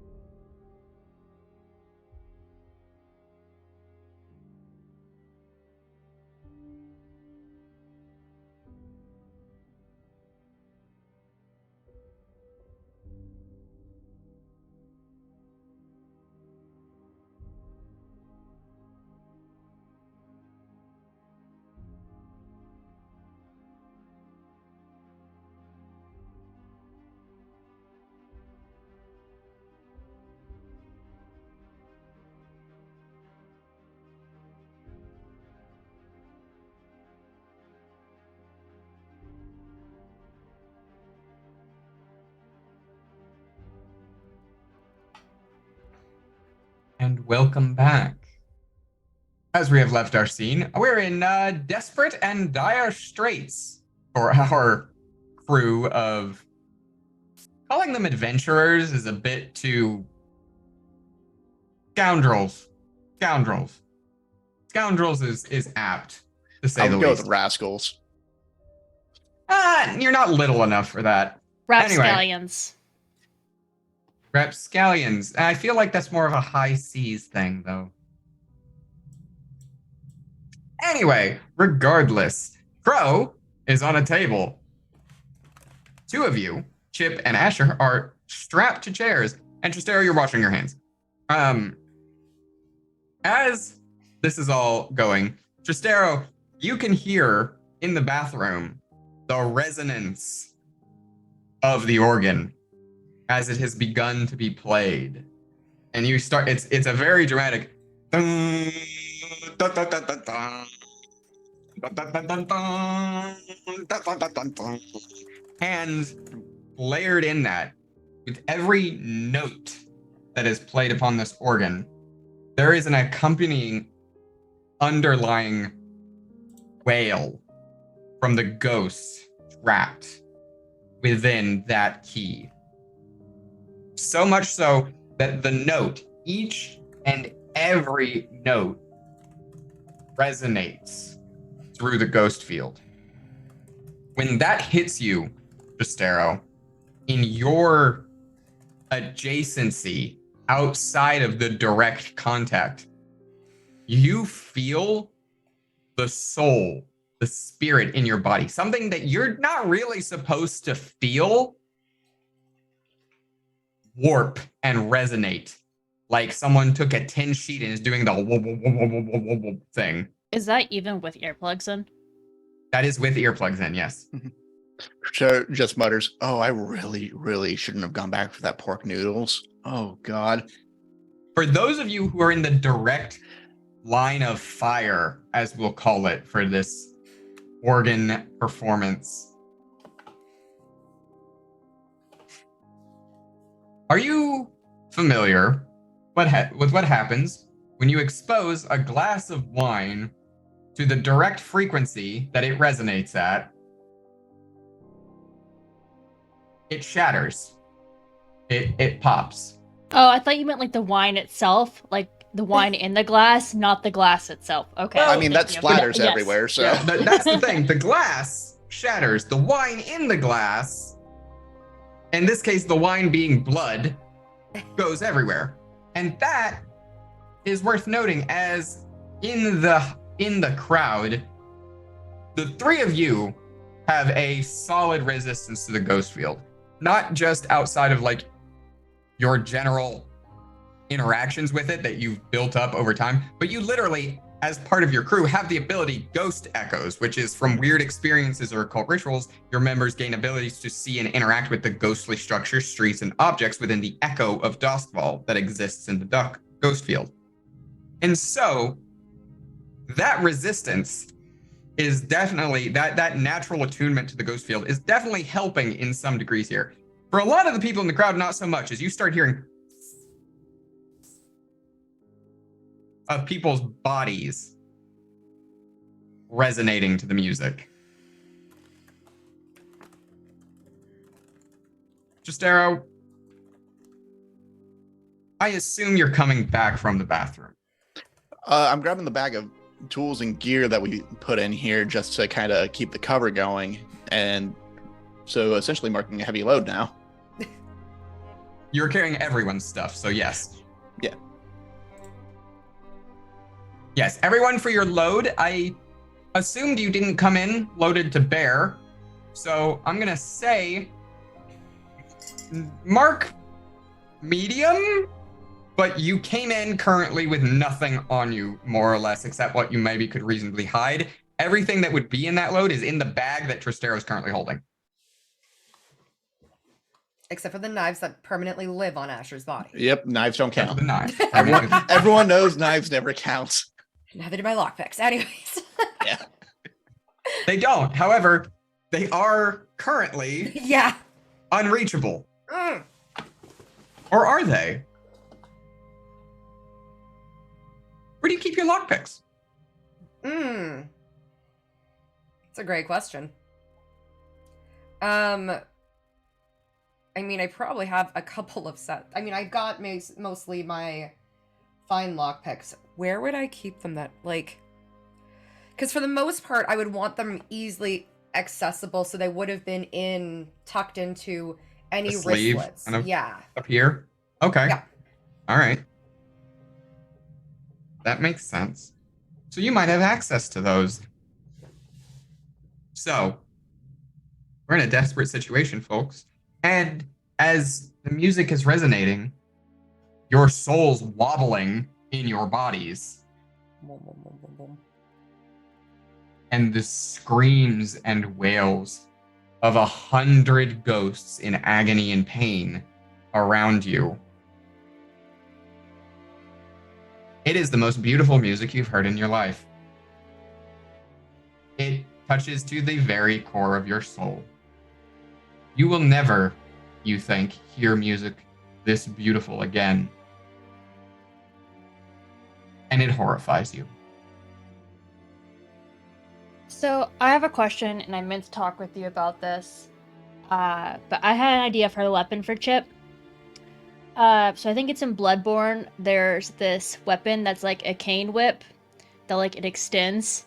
Oh, you're talking about, yeah, is it the spindle cane or the Something like that. Spindle cane. Threaded cane, that's the word. Yes, the threaded cane. The best So- weapon in Bloodborne. The what? The best weapon in Bloodborne. Theoretically, for its build, yeah, it's real good.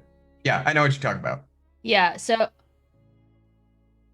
I was thinking about having that because like one of the cutter's weapons is like a scary weapon. That was like the scariest thing I could think of.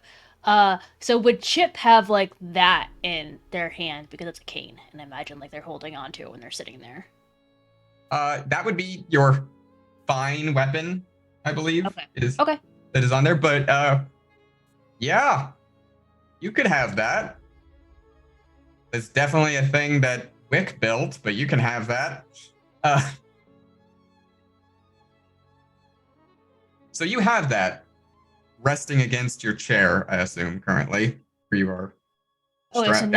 not on their hand, like they're not holding it up, just like resting against. the chair. No. Okay. No, usually you don't hold a cane while you're sitting in a chair.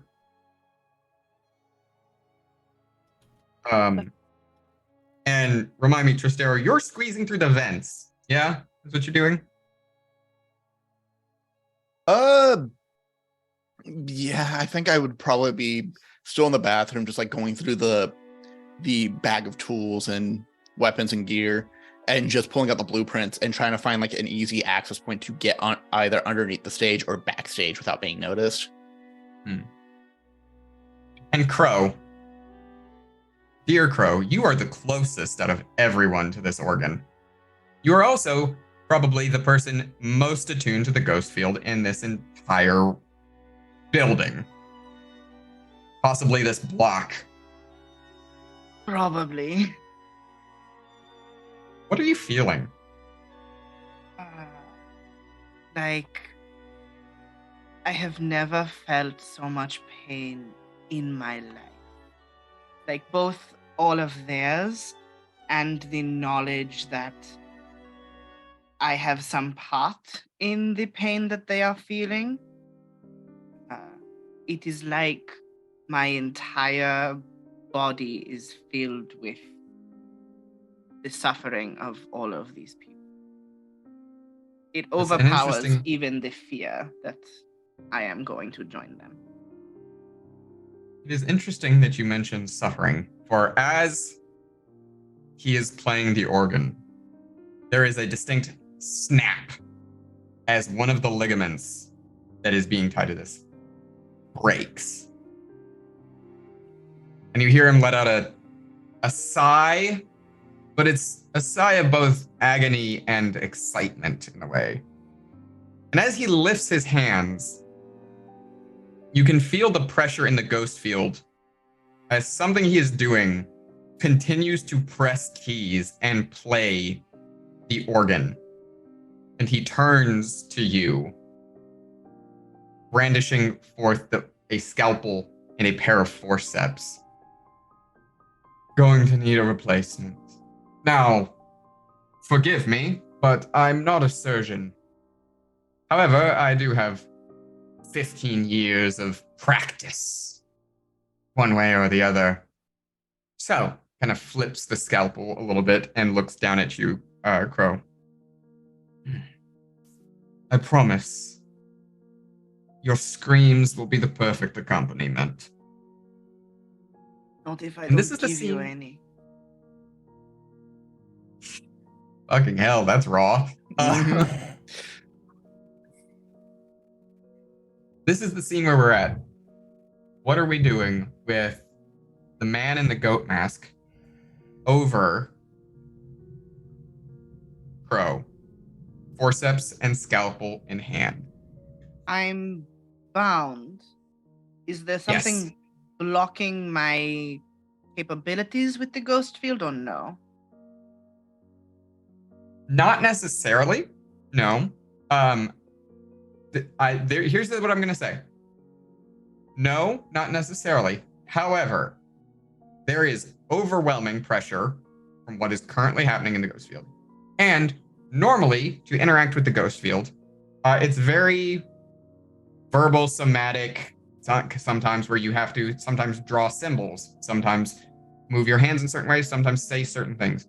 So you're a little limited in your capabilities of what you're able to do while strapped down. But that doesn't mean that does not mean you are incapable of doing things. It especially does not mean you're incapable of doing things you're very familiar with. I have a quick question, and it's more of a word interpretation. Are you going to try to lawyer me? No, not really. Are you gonna rules lawyer the lawyer? Listen. So when I ghost veil, I become shadowy and insubstantial. Would that not mean that technically I don't have a form that can be, held down by whatever restraints are on this chair?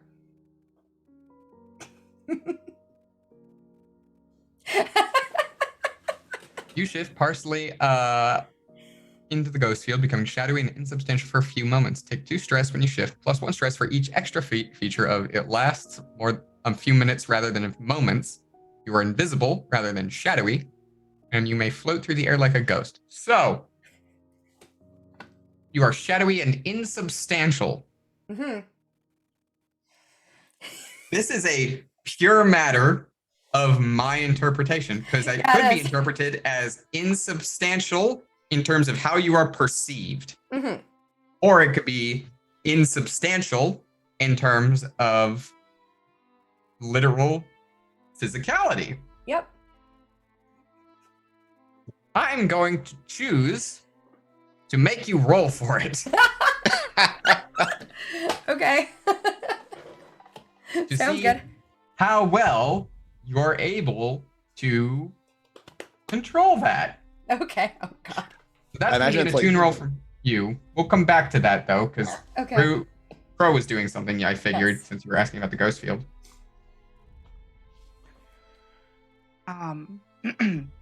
What I want to do, and tell me if this is not possible given these circumstances.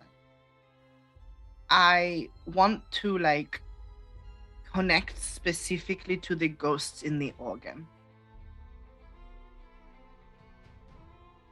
So, given everything that's happening, it is theoretically possible, but very difficult. Very, very, very difficult. Especially if you were trying to connect with all of them. However, if you wanted to make it a little easier on yourself, you could try to connect to one in particular that you're very familiar with. Yeah, I would like to try and connect to Reketi. Okay, that's also going to be an attune roll. Let's look at our other 2 members. Chip.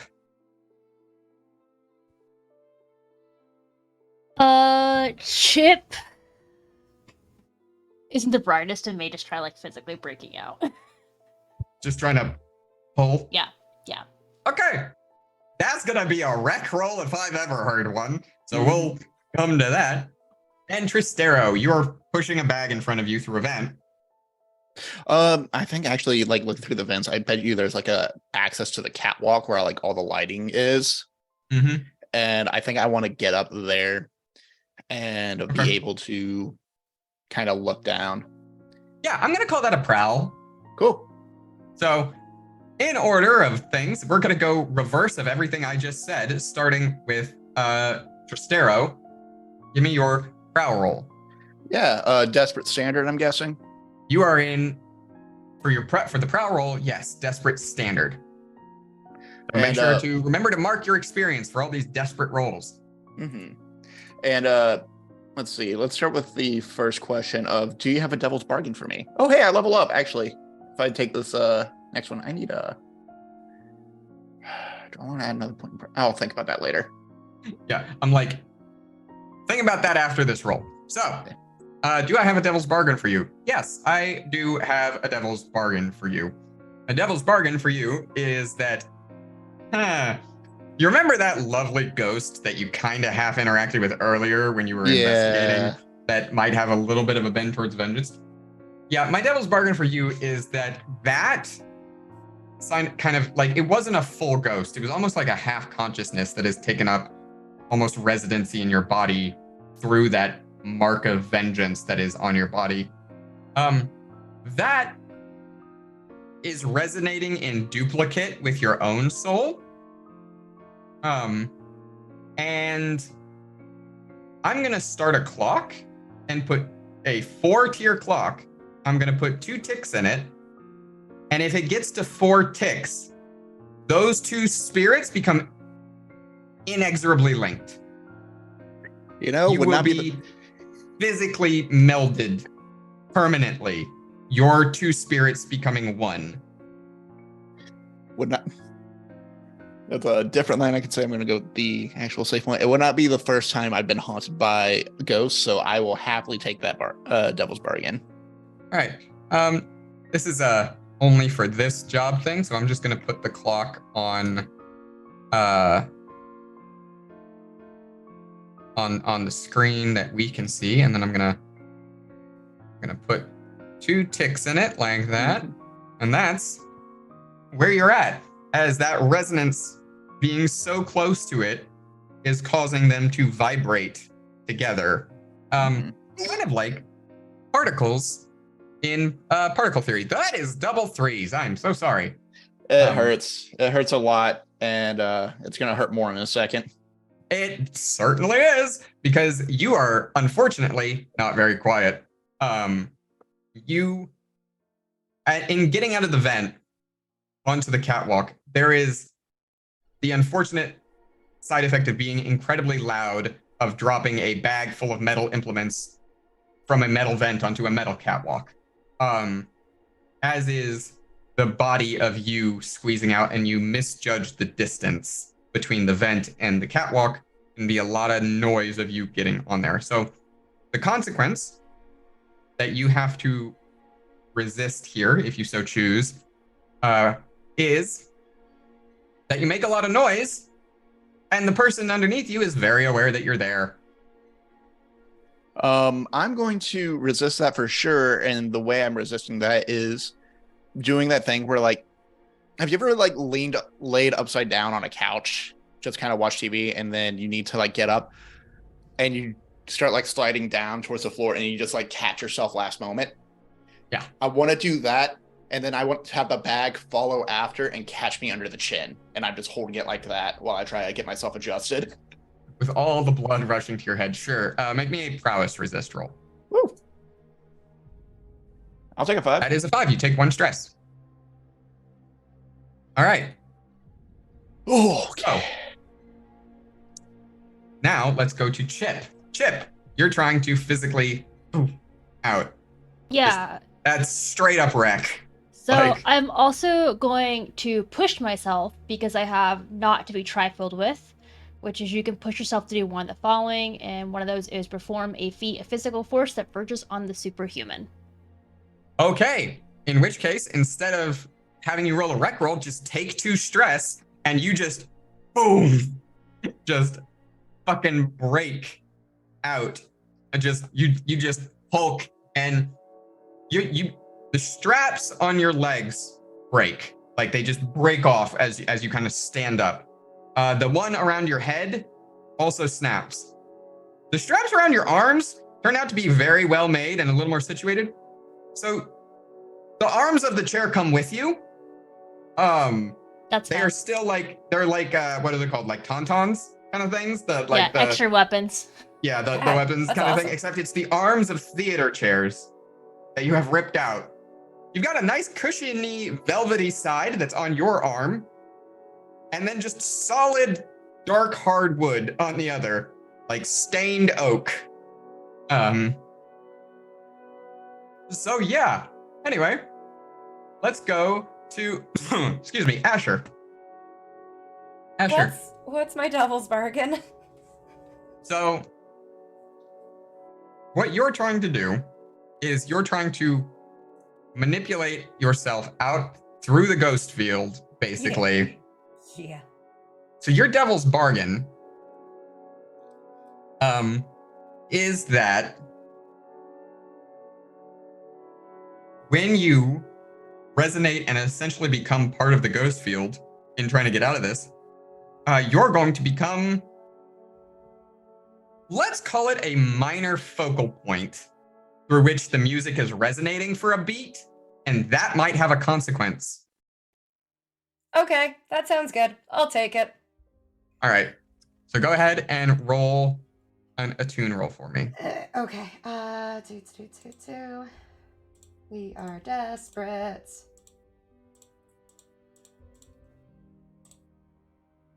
That is a Four. 4. That is a 4. So it is a success with a consequence. So first off, take this 2 stress for the instability. Okay. And then, are you doing any of the bonuses? I would like to. I got lots of stress. I haven't taken any yet. We're still how far into this? The answer is yes. The question is how many.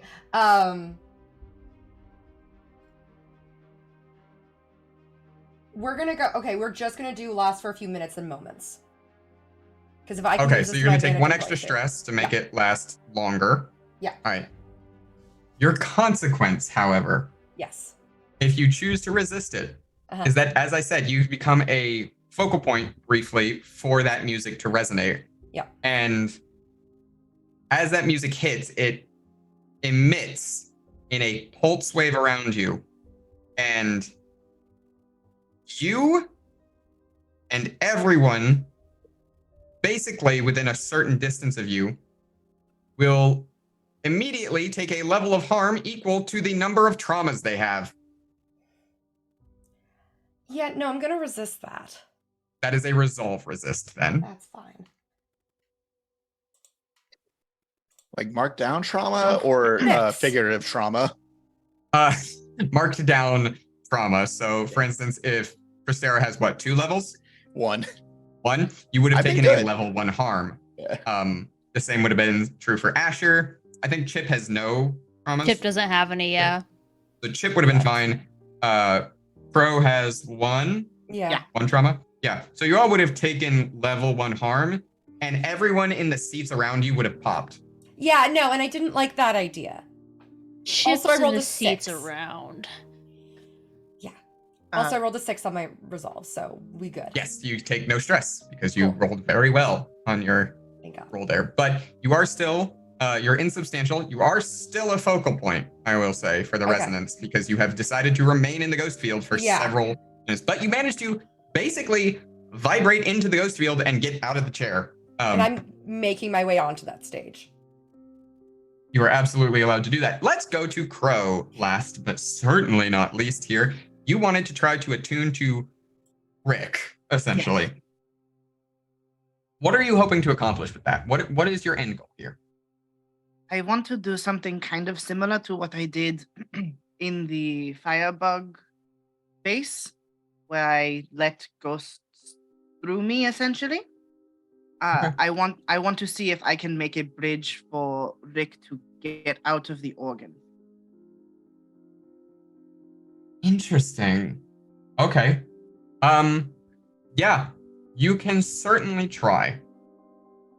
This is desperate limited. This is not easy. not even far from it. One, the glass. This thing has obviously been perfectly constructed to contain these ghosts. Yeah. Two, there's a lot happening in the ghost field right now. So trying to make what we would essentially call point-to-point teleportation, in a way, through the ghost field right now is the equivalent of trying to drive an aircraft carrier through an asteroid belt. Is it possible? Yes. Is it likely? No. Are we gonna try anyway? Abso-fucking-lutely. So, let's start with, you have your general tune roll. You're in Desperate Limited. Remember that with taking Devil's Bargains or pushing yourself, you can increase the effect rather than taking more dice. I would like to do that if you have a Devil's Bargain. Oh, do I? I assumed you would, and I love taking them. Yes, your Devil's Bargain is that in order to sharpen your senses and cut through the noise, you have to let him start slicing on you in order to use the pain as a focal point.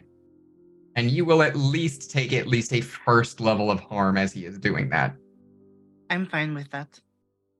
Okay. I'm going to use that to trade it to standard. Okay. So take level 1 harm, which again gives less effect, but that won't take effect until your next rolls. Cool. But, I was like, that is a good point, because I was like, wait a minute. yeah, so that won't take effect until your next rolls. But take level 1 harm. I don't know. I'm just gonna say arm wound. You have a cut that is going from your wrist almost to like halfway up to your shoulder, basically. Yeah.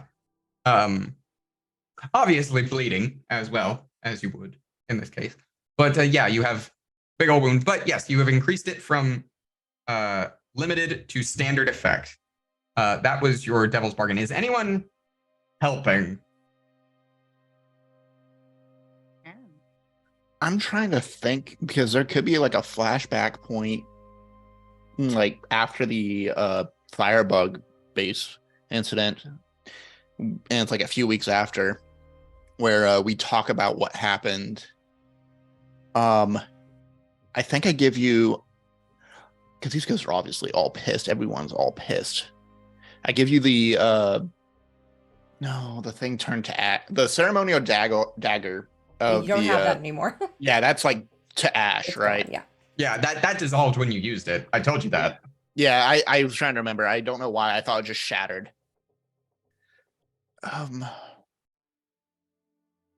I have nothing, sorry. Okay. I mean, So- if there's... Go ahead. Oh, no, if you've got something, I don't know where I'm going. Well, I with was this gonna say, thought. like, if you're, like, visibly trying to, like, attune to the ghost field, Chip can, like, try and, like, channel some of their energy into it. You want to try to be a battery? Yeah, sure, let's go with that.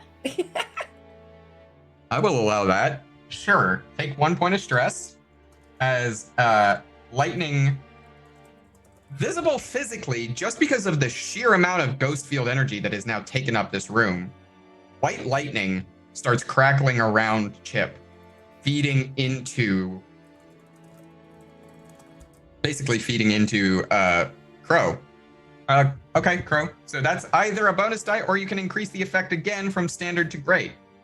I'm going to take a bonus die because I would rather succeed than fail and have it be a great failure. It's a great failure. All right. Okay. So give us this. That That's is a a 6. Desperate standard effect. So with the standard effect, you're able to make that point-to-point connection. It is not enough for Rick to come into you, essentially, in this moment. But it is enough for Rick to get out.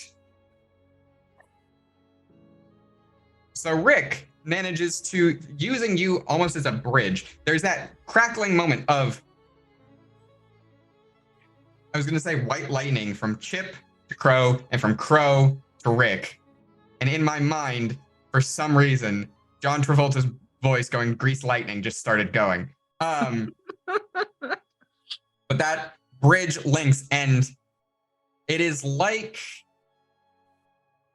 it's almost similar to the last guy you fought, where he would travel through lightning into a person.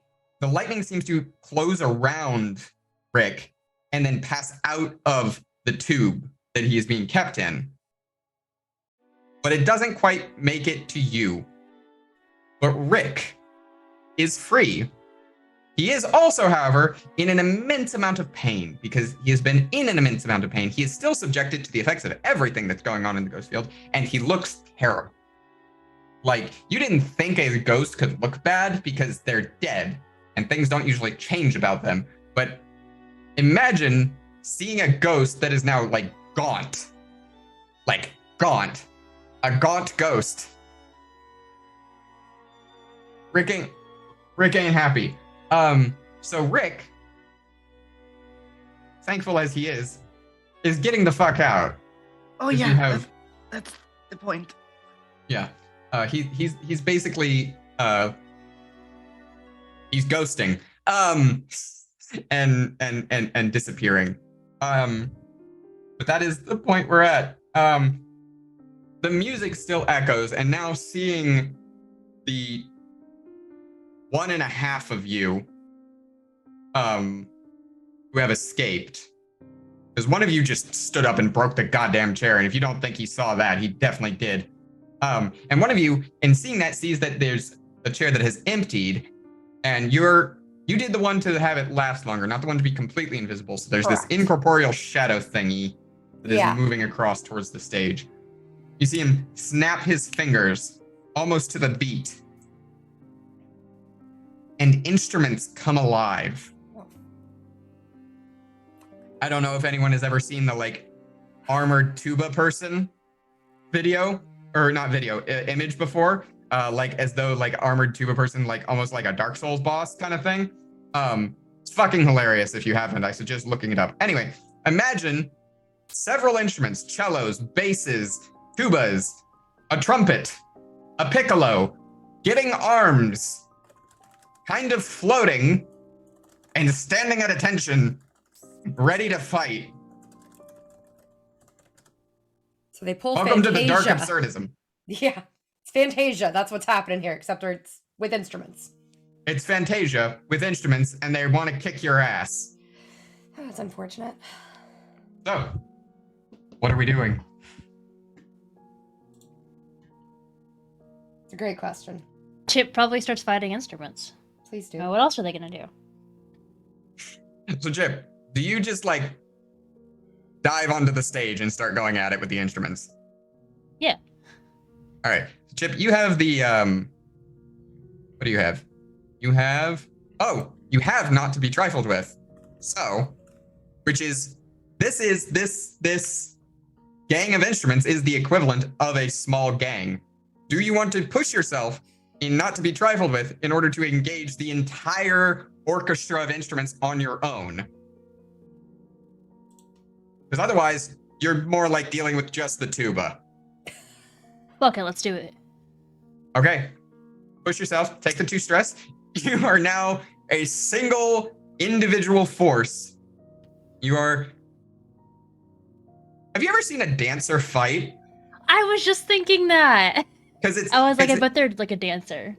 Yeah, it's one of those things where it's like that audio is like, never fight a dancer. It's bullshit that such a flamboyant activity translates so well to physical violence. That is what you're witnessing. I'm also visualizing the Final Fantasy class as the dancer. Yes.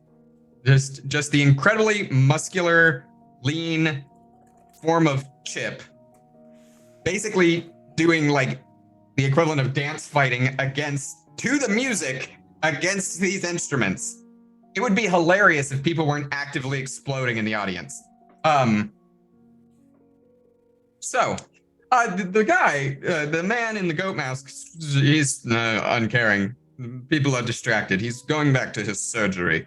That does still mean that I am going to need a skirmish roll from you, Chip, because that was just the pushing yourself was just to engage. Now let's get to the actual fighting. Okay, so risky standard. Are we at Desperate standard. Okay. Everything is desperate currently. So remember, Okay. for all these desperate rolls, be marking experience. Do I get Devil's Bargain? Yes. Your Devil's Bargain is that I would say your Devil's Bargain here is you get the bonus die, but with the massive amounts of both music and energy that is pulsating through the ghost field, you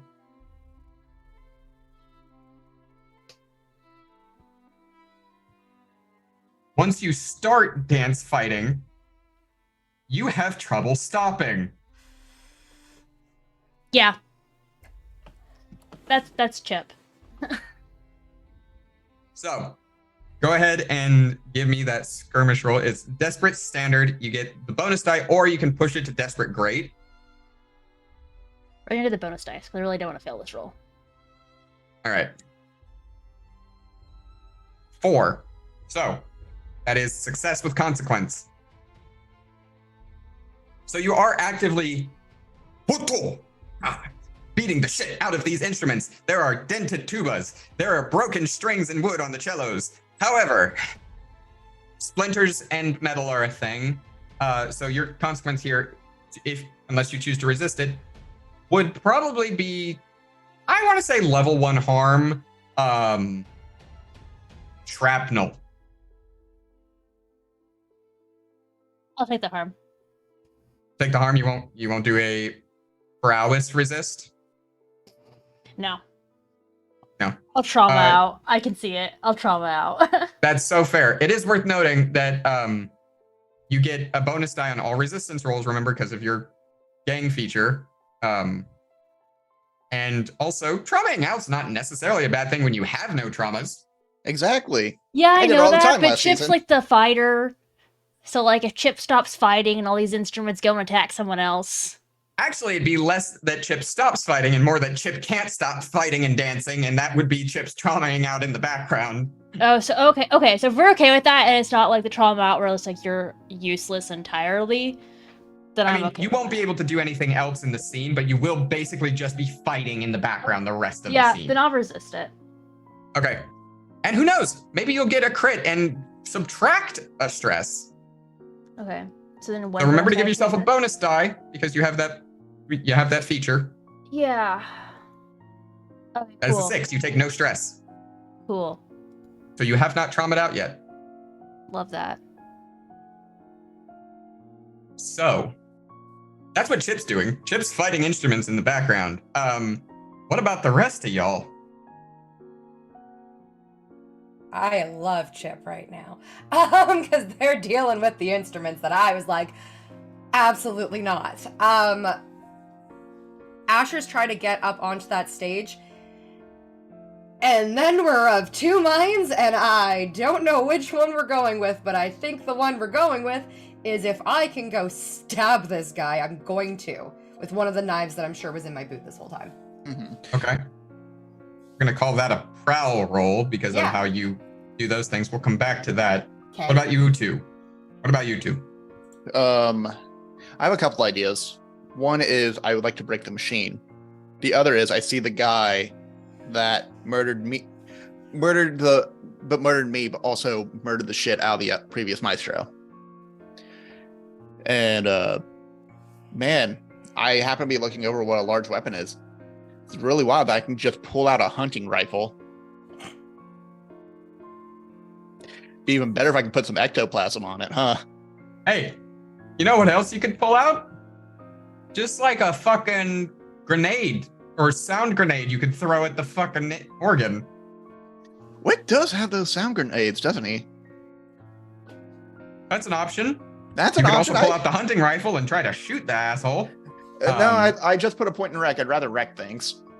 That's fair. I was also going to say that you could, like, since you're on the catwalk, you could drop something to, like, Crow or Asher. That's actually what I would like to do, but I'm debating on if the ghost fighting for my soul will let me. Yeah. Well, the thing is, like, dropping something to someone who's there could be like your help action if you want to take the stress for that later, is the thing. So Yeah. That's a good point. Just to make sure, how is Crow strapped down on the table? not unsimilar to how your friends were strapped to their chairs. There's one at the wrist and one at about the elbow, one at the knees and one at the ankles. The difference is they also have one across the stomach and one across the chest, and then they have one across the forehead. Is it like a leather bind, or is it a metal bind, or like It is leather. rope? Leather? Okay. Mm-hmm. It is thick, well treated. Yeah, Like you can yeah, see yeah. this thick, well cared for leather that is stained with blood. It's obviously been used many, many times before. Okay. I definitely want to. I'm going to go ahead and declare a blade that I will be trying to kind of.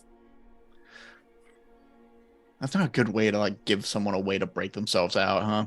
Do you want to try to drop it and aim it so that it cuts one of the No. straps? There is no safe way of doing that. And Tristero's better No. than that. High risk, high reward. I think I'm just going to set up Asher for a takedown by pulling out a grenade and just holding it aloft and shouting out to him.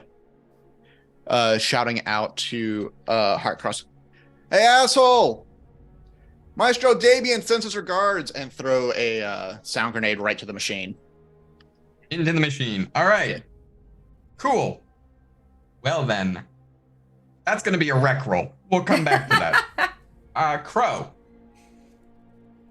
He's actively trying to take a ligament out of my arm right now, right? Yeah, whatever you're doing on your next roll here, he is actively going to cut out a ligament, and depending on what happens, you might be taking level 3 harm nerve damage.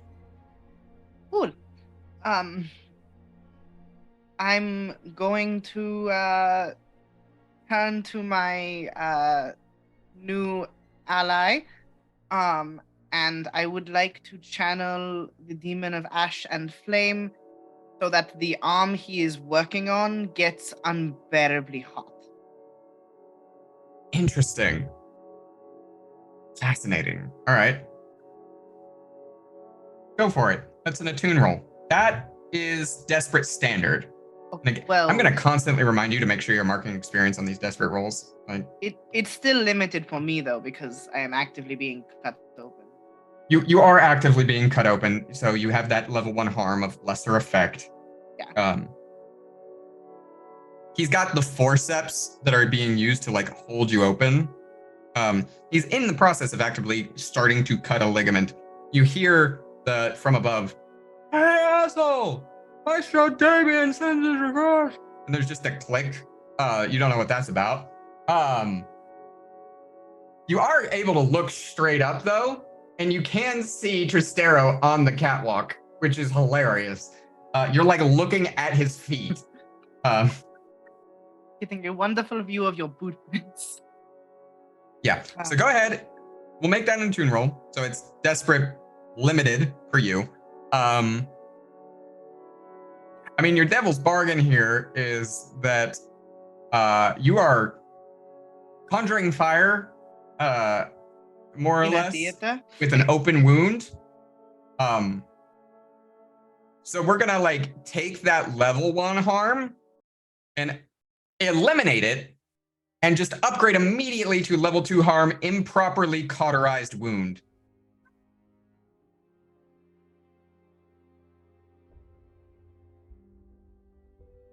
Yeah. That's fine. Okay, so erase the level 1 harm and just put in a level 2 improperly cauterized wound. And are you using that devil's bargain to increase the effect again? Yeah. Okay. All right. I want to not be limited by things.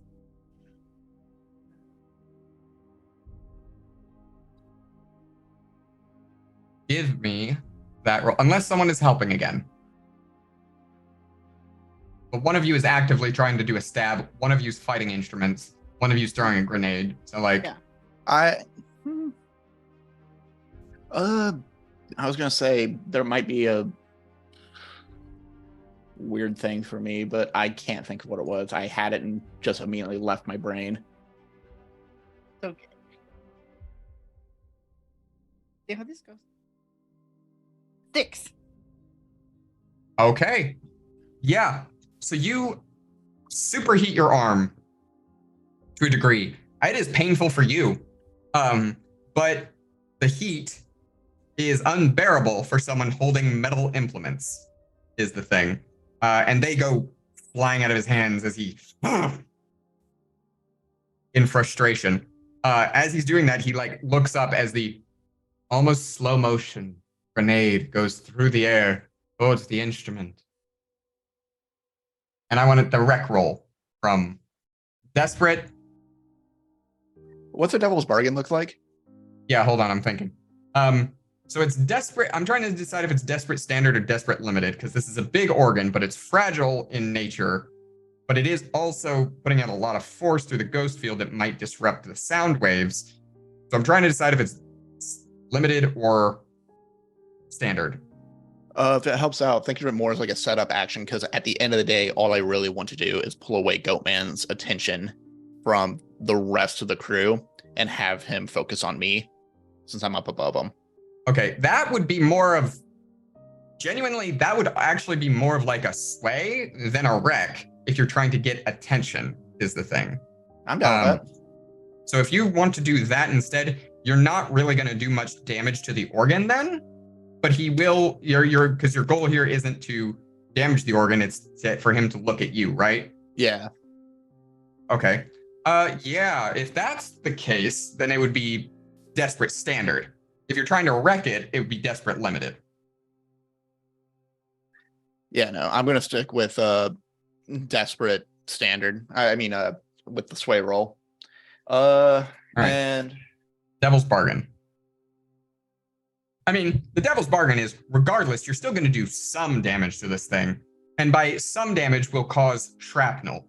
And that shrapnel will mean that the shrapnel will go flying, and anyone in the immediate vicinity might take some harm. I don't want to actually harm my people. The audience can get injured, but that's, bad time for a theater show. I'll just push myself instead then. All right. Take 2 stress. And roll that beautiful bean footage. I got a 5. I see that. So, the consequences of your action. So it is successful. His attention is directed towards you. Not that you can see his face, but there's a great deal of tension and anger in his shoulders and the like. The consequences of your action, however, should you choose to resist them, is you underestimated the force at which would, I guess, reverberate back. And you now are being pushed off the catwalk. Yeah, no, that I will take that and immediately resist it by like falling backward and catching like one of the sandbags they have to hold up the stage and just trying to grapple that and slide down. So you're trying to resist it by not falling and taking harm. Yeah. You're trying to resist it by grabbing like one of the counterweights and trying to use it to get down. All right, sure. That will be a prowess resist. Okay, and I get a +1. I forgot to roll with a +1 last time for Forged in the Fire. That is true. Wow. That's a 6. So you I take roll no a lot of stress. dice now. That is a lot of dice. Cristero start giving is a y'all very harder hardy. challenges if you're rolling this many dice. Cristero is a very hardy individual now. You gotta make me think more. So you manage to grab on to that counterweight and slowly start like descending down to the floor via the, as you like grab this counterweight, it is like enough of a counterweight that like you start descending, and one of the like stage props that was like lowered in the back, like a painted like castle scene, just starts kind of slowly going up behind the organ as well as you go down. So that's a thing. Let's resolve the prowl stabby stab. Yeah. So, Asher, you're trying to do a second stab. Yeah. Yes. You have been set up by your friend who has distracted the maestro here. Good. So it's going to be a desperate standard instead of desperate limited. Okay. It is a prowl roll. Mhm. Are you interested in anything? Are you A going to push devil's yourself? bargain? Can I get a devil's bargain? What is the devil's bargain? Look at all these devil's bargains today. Bargain with me, devil. Come on. Deal with the devil. Yeah. So your devil's bargain here is that this man is comparable to Crow right now in terms of sheer force of channeling the energy that's happening. Yeah. They are, like I said, Crow is maybe the most attuned to the ghost field in the block, but this man is a close, near imperceptible second. Mm-hmm. And you, in your lovely ghostly form, are going to resonate with that as well. Yeah. So, your devil's bargain is that you get a bonus die, but that resonance is going to try to do what it did before and go out. And instead of it just causing harm to everyone in the immediate area based on trauma, everyone is going to roll a resistance roll against it as to whether or not they take the harm, with it being above a 3, they don't, and below a 3 and below, they do. Including yourself. Yeah, including me. You know what? Chip is counted out because Chip has no trauma. Chip is fine. Yeah, no, I think I'm just gonna push myself on this one. Mm-hmm. Can I No one- offer an assistance in this trying time? I would love that. Yeah. No one wants my funky little resonance. No, I don't. Don't worry, I will find a reason to use it. Oh my god, no. Tristero. I love funky little resonance. All right. Sorry, Tristero's gonna offer me help, maybe? Yeah, so Tristero grabs that sandbag, and as it pulls up one of the set pieces, it like catches underfoot of the guy and kind of knocks him down on his ass, making it really easy for Asher to just catch him as he's falling. Okay. Yeah. I'd say that's definitely doable. I think that would almost be a whole nother action to try to trip him, but I do like to fully trip him, but I do think you can put him off his balance a little. Yeah. That'll be the help. So And I'll be one of foresight. that'll be one of your foresight dice. So take either a bonus die or an increased effect here. Yeah. Well, so I'm pushing myself for increased effect, and then I'll take a bonus die. All right. And then So- roll me that. So it becomes desperate. Great, then, if I'm going for... Yes. Desperate, great. You have a bonus die. Jesus. It's a 5. Okay. There's still at least All a right. 5. So it's a 5. So you manage to, on the back, catch him as he's kind of half stumbling back, grab the small of his back, and plunge a dagger into his chest and Yep. twist. The consequence you have to resist now is the sheer force that basically, it's again similar to the resonance as before, but it's just you. It's just you. The consequence you have to resist is that the, if you choose to do so, is that is going to reverberate back, and it will, 1, instantly end your transparency, and 2, or semi-translucence, and 2, you will take immediate harm level equal to your number of traumas. Chiseling.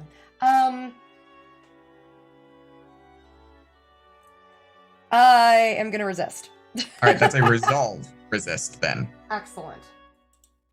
Make sure you take it Bonus +1 for die. Forged in the Fire. Yep, Yes. I forgot that the first time I did that. That's okay. Mhm.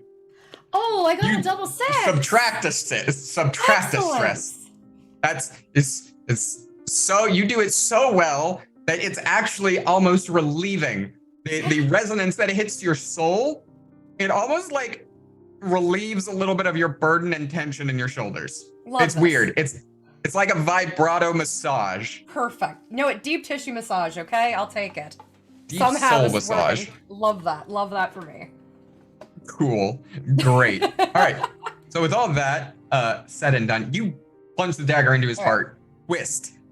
He hits the floor. Good. There is a brief moment of, And then the voice behind the mask goes, that's just annoying, really. And the head detaches from the body and sprouts 8 legs on either side and starts scuttling away. Okay, so this is the maybe spiders. Like the thing from the thing? More like a face hugger out of Half-Life. Kick it. Anyway, yeah, it's scuttling away at very high speeds, in fact. Now, here's a choice that has to be made. Tristero is in the process of descending.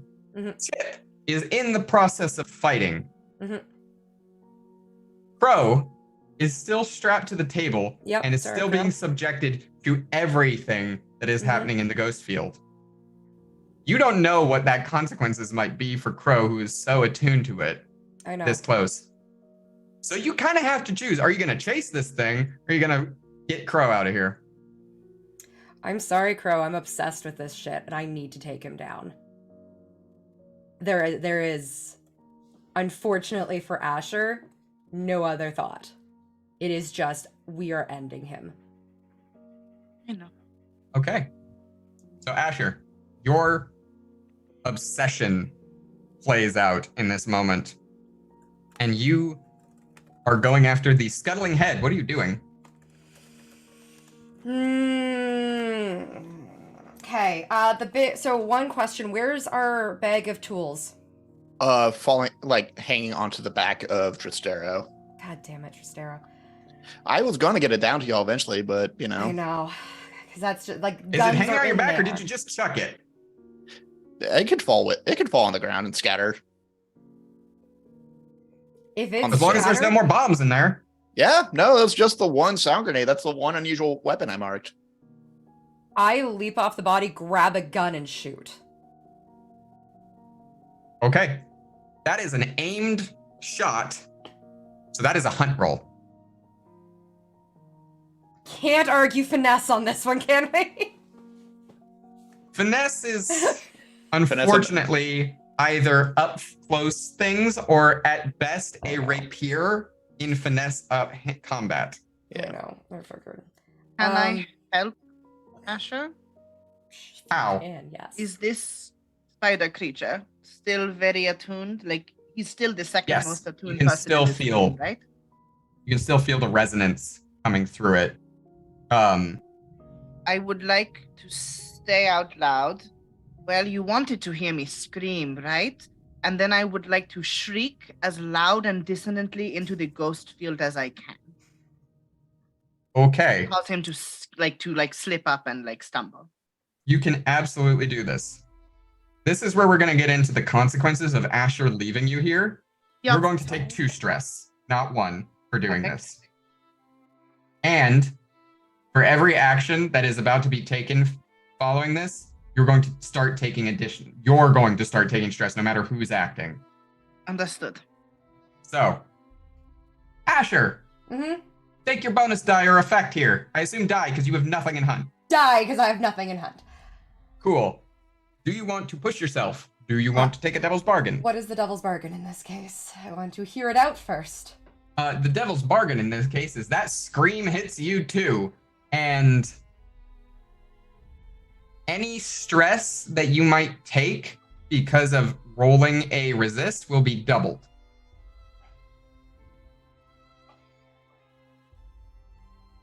Fair. It's a real risk. Because if you roll anything but a 6, you're going to be resisting a consequence. Yeah. Which I figure anyways. And my stress will get doubled.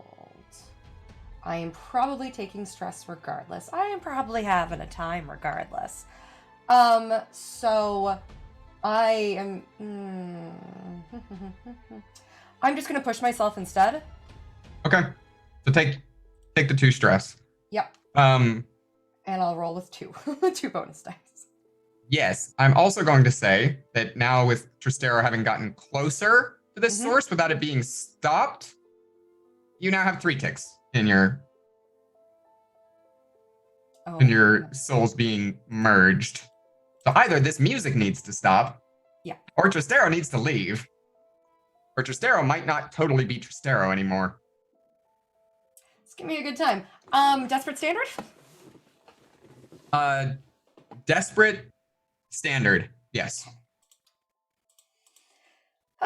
Big money, no Emmys. Come on, let's see. Channeling Mort in this moment. Channeling Mort. That is not great. channeling Mort. Unfortunately, you just miss. Yeah. With a 3. And also, you suffer the consequences here. Your thing that you can choose to resist, or take it, is that, I mean, the gun is a little, like, it's only, like, slightly damaged from being thrown, like, nothing that would be bad. However, that's being aggravated by the constant sonic waves. And the gun, in shooting, also falls apart in your hands and causes level 1 harm hand injury.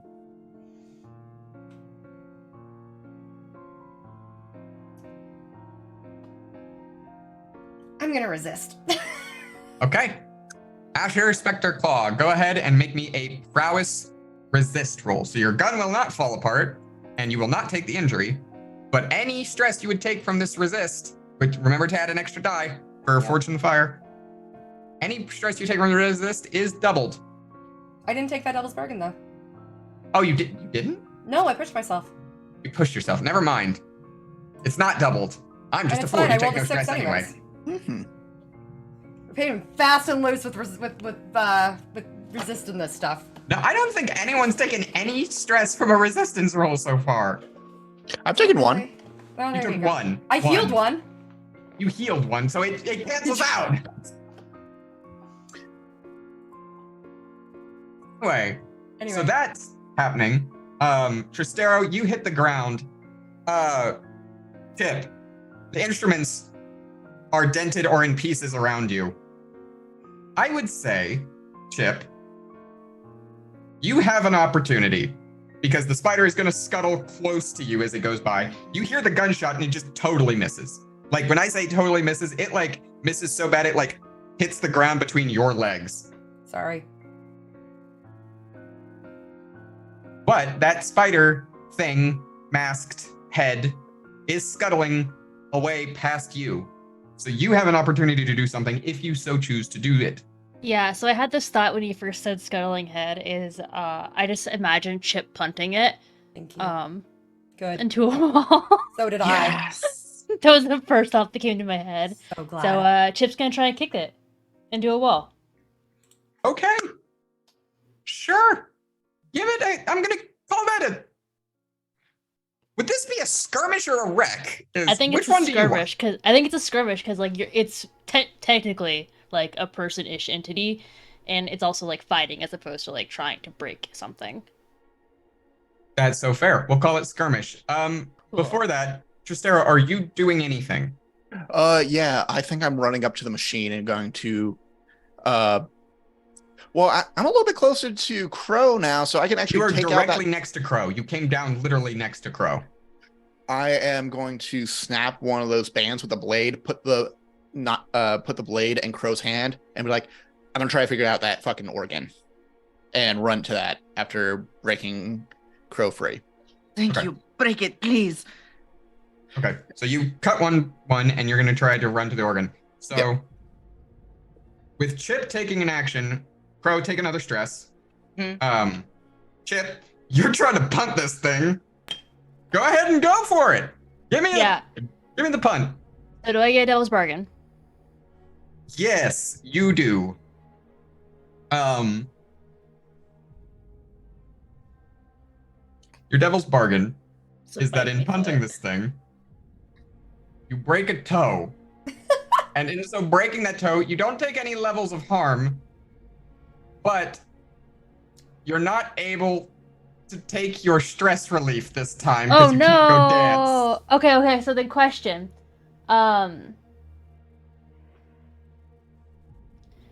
if I push myself, and so for stress, is it beyond filling the bar, or is it when you fill the bar exactly? When you fill the bar. Okay.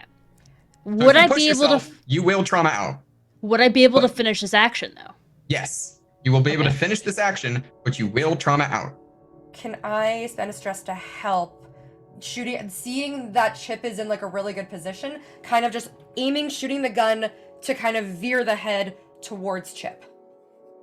Yeah, I'd say that you can take that help action. So that'd be you take 1 stress, Yeah. and then you get a bonus die or increased effect as you would like, Chip. I also take a stress for Asher helping Chip. No, you don't do that. You Okay. don't take that. It's only full actions, not the. Okay.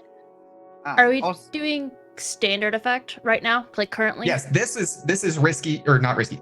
Desperate desperate standard. standard. Okay. You're still in a desperate position. also, Mariah, if you want to take the Devil's Bargain, Tristero can take people with him when he does his stress relief, and they still get to roll. Mhm.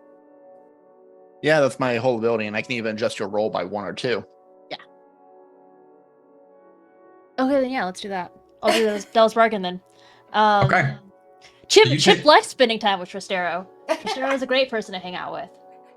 You're a great role model to Tristero. This has been going great. Instead of his stress relief though is going to like theater performances. So maybe this time instead of going to the theater, you'll go to that fireman's poetry night. Or the yoga. I forgot about Or that. both. Yeah. We go to Or both. both. All right. Both. So I love we'll, that for you we'll guys. get to that. But we'll get to that post the punting. Punt him. Punt him. So then, okay, skirmish. so I want to. I'll up the effect for one, and then I'll do the bonus die for the other. All right. So desperate, great, with a bonus die. Go ahead. Give me that beautiful bean footage. That is a 4. That is a success. Oh. There is a consequence, however. And the consequence of this particular action is that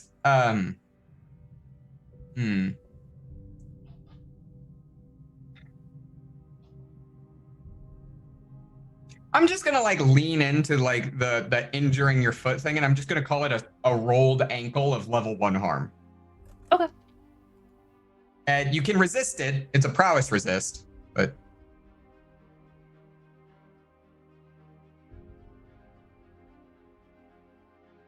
I'll resist it. okay. Remember to give yourself the bonus die for Yep. Fortune and Fire. As it says, you take no stress.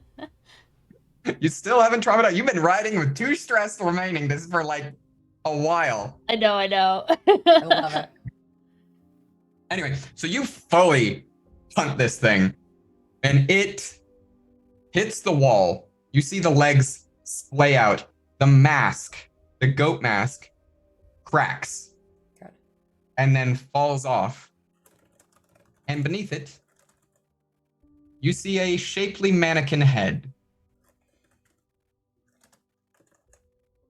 with the mechanical spider limbs out, now cracked down the center, that falls to the ground.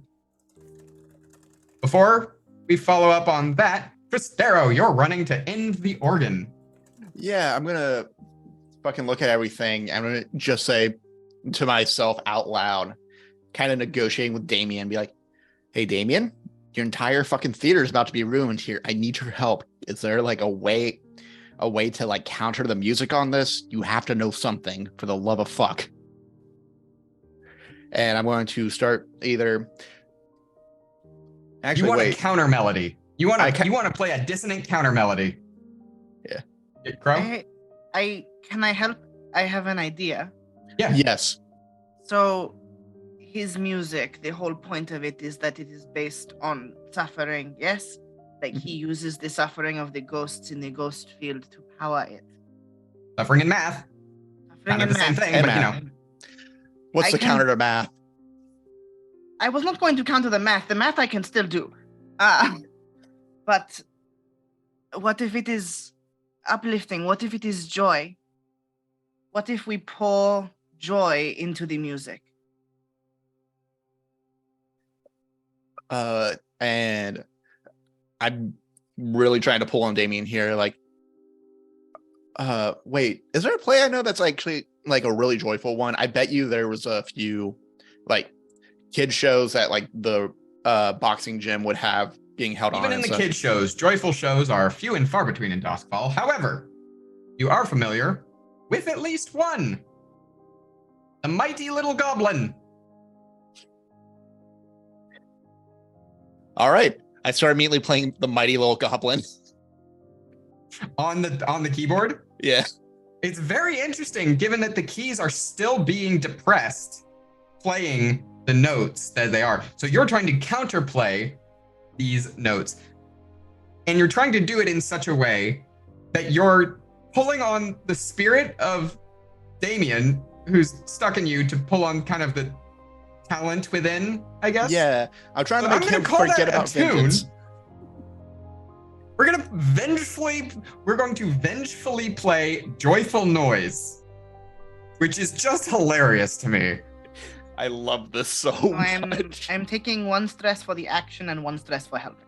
Yes, or 2 stress. Yes, you for take helping. 1 stress because there's an action happening and you're still being subjected to the agony, and 1 stress because you are helping. And All okay. And I'm going to push myself for this. Okay. I'm going to pass on the Devil's Bargain right now because I don't think we need any more at the moment. Are you sure? I'm pretty sure. That's Positive? yeah. That's 3 dice right now. All right. Proud of you, Desperate Cole. standard? So proud of you. Desperate. I know. Desperate standard. You could take the Devil's Bargain, but you don't have to. So you're pushing yourself. You're taking 2 stress. You're at 3 dice. You're getting help. Desperate standard. Is there anything else? Let me just look at my equipment real quick.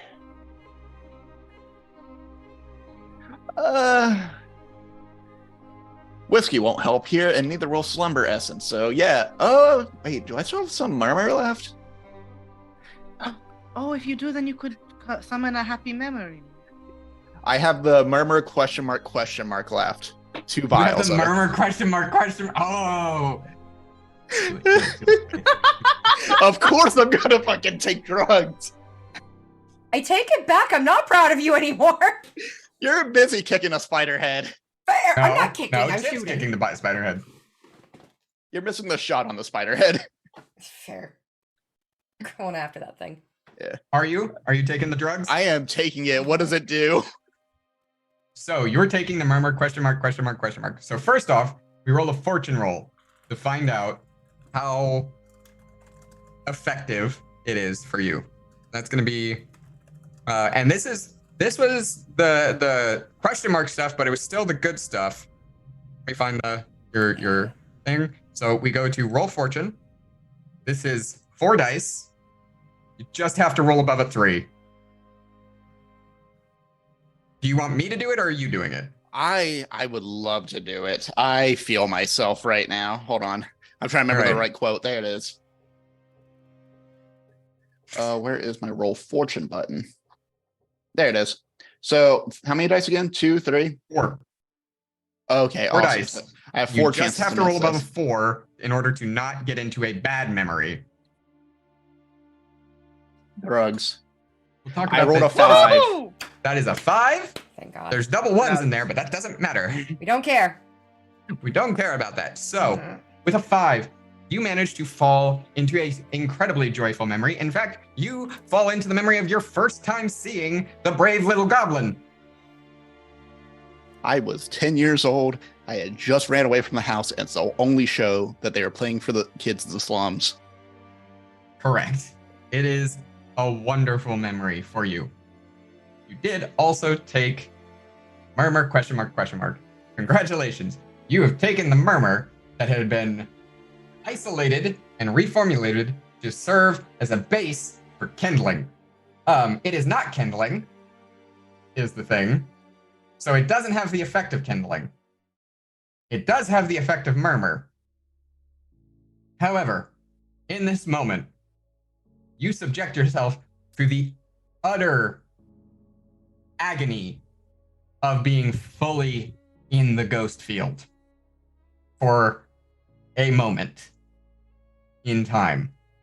We can get to the consequence of your attune roll here, which the consequence of your attune roll, if you might want to resist if you roll badly, is that I finish filling in this clock with the maestro.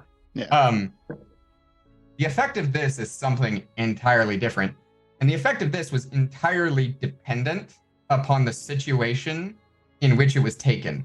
And the fact that it's this situation is hilarious to me and also incredibly important. Tristero, you now have the ability, if you push yourself, to hear music through the ghost field. High school me would have fucking loved this. Across any distance. Okay. I will put that in a note. You can hear music and any distance across the ghost field. And for a brief moment, as you almost lose consciousness because you are momentarily subjected to, in this moment of your lack of control over this newfound feature, to every bit of music that is being played in the entire city.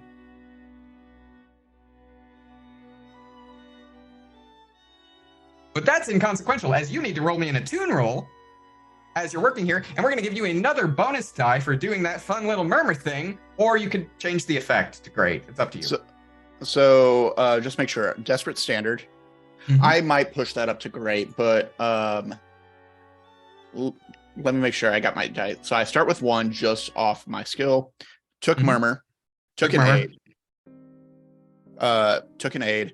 Pushed myself, so I should be rolling with 4. Is that correct? You have 4 dice currently with Desperate Standard. Desperate Standard. I'm going to stick with the 4. Okay. So go ahead. Roll me a tune.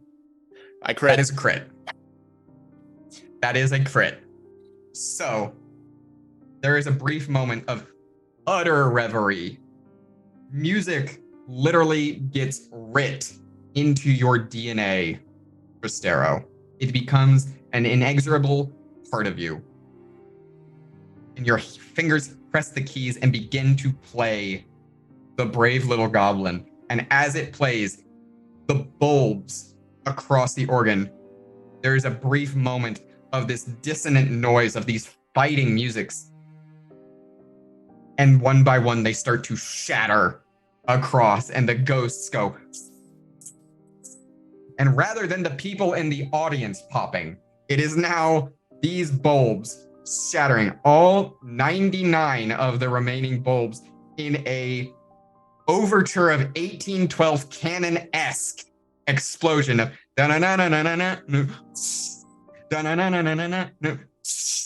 of these ghosts being released unto the heavens. The wailing, utterly different in this sense. It is relief. It is relief unbound as they are sent spiraling to all corners of Doskval. And the music slowly drifts to a stop. In the audience, about half of them remain alive. The ghosts are free. The people still bound to their chairs.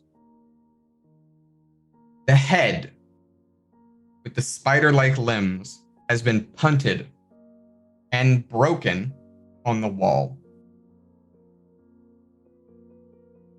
And there is beautiful, blissful silence for a couple of breaths.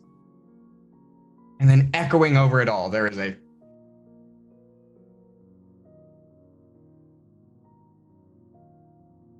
an applause. My microphone will not pick this up because it's peaking it probably.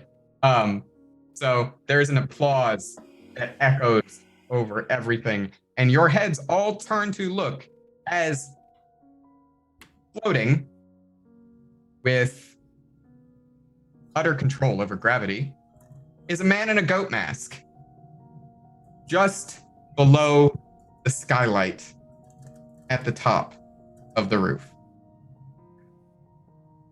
A wonderful performance, indeed. I look forward to the next, as he begins to ascend through the skylight.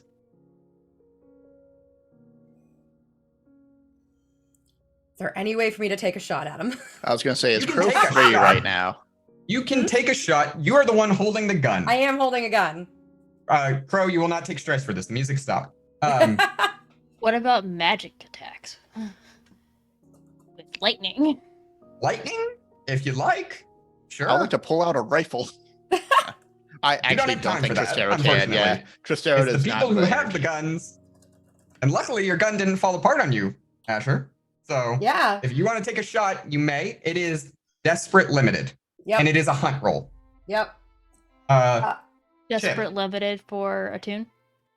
Desperate limited. Are you trying to shoot lightning? Yeah. Okay. Do you have the Tempest ability for pushing yourself to shoot lightning? No.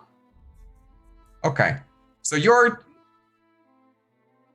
Mm-hmm. I didn't realize that was a thing, but yeah. Yeah. It's on the It's, Whisper playbook, so you can it's take Veteran and get Tempest. Yeah, you can take veteran in your playbook and take Tempest to shoot yeah. lightning. So you can try. It is desperate, limited, attune. And I think that because you don't have that feature, I think I gotta like subtract a die. Okay. So I have 2. We're just going out the first one then. Yeah. Unless it's a devil's bargain. Yeah. I would also like a devil's bargain. Yeah. The devil's bargain for the both of you is that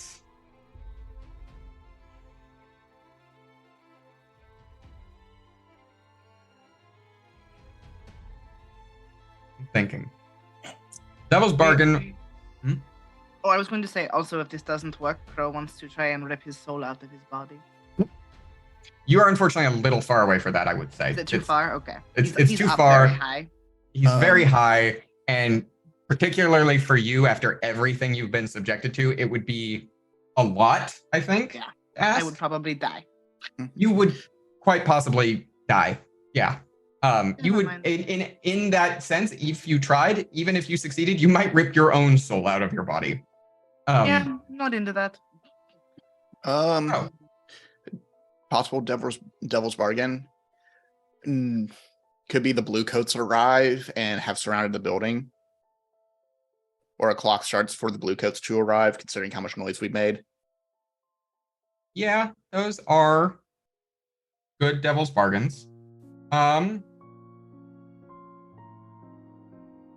Devil's bargain I'm going to give to Chip is that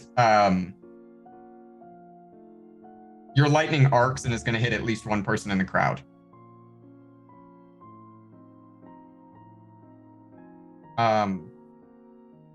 Devil's bargain for Asher is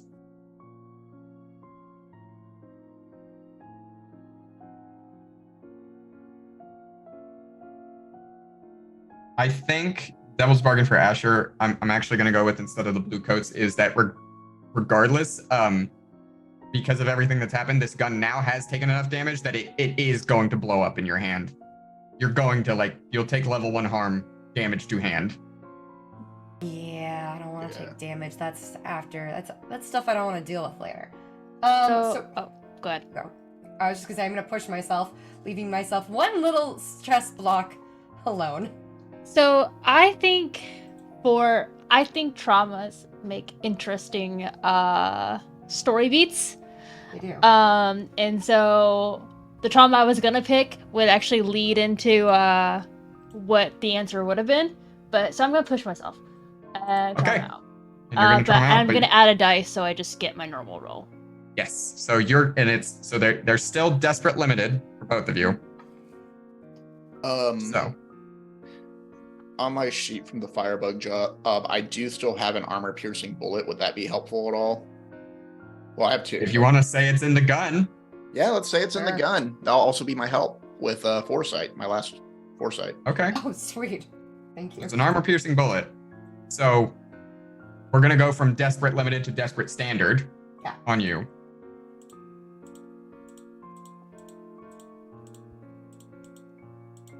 And let's start with the bullet. Roll me the hunt roll.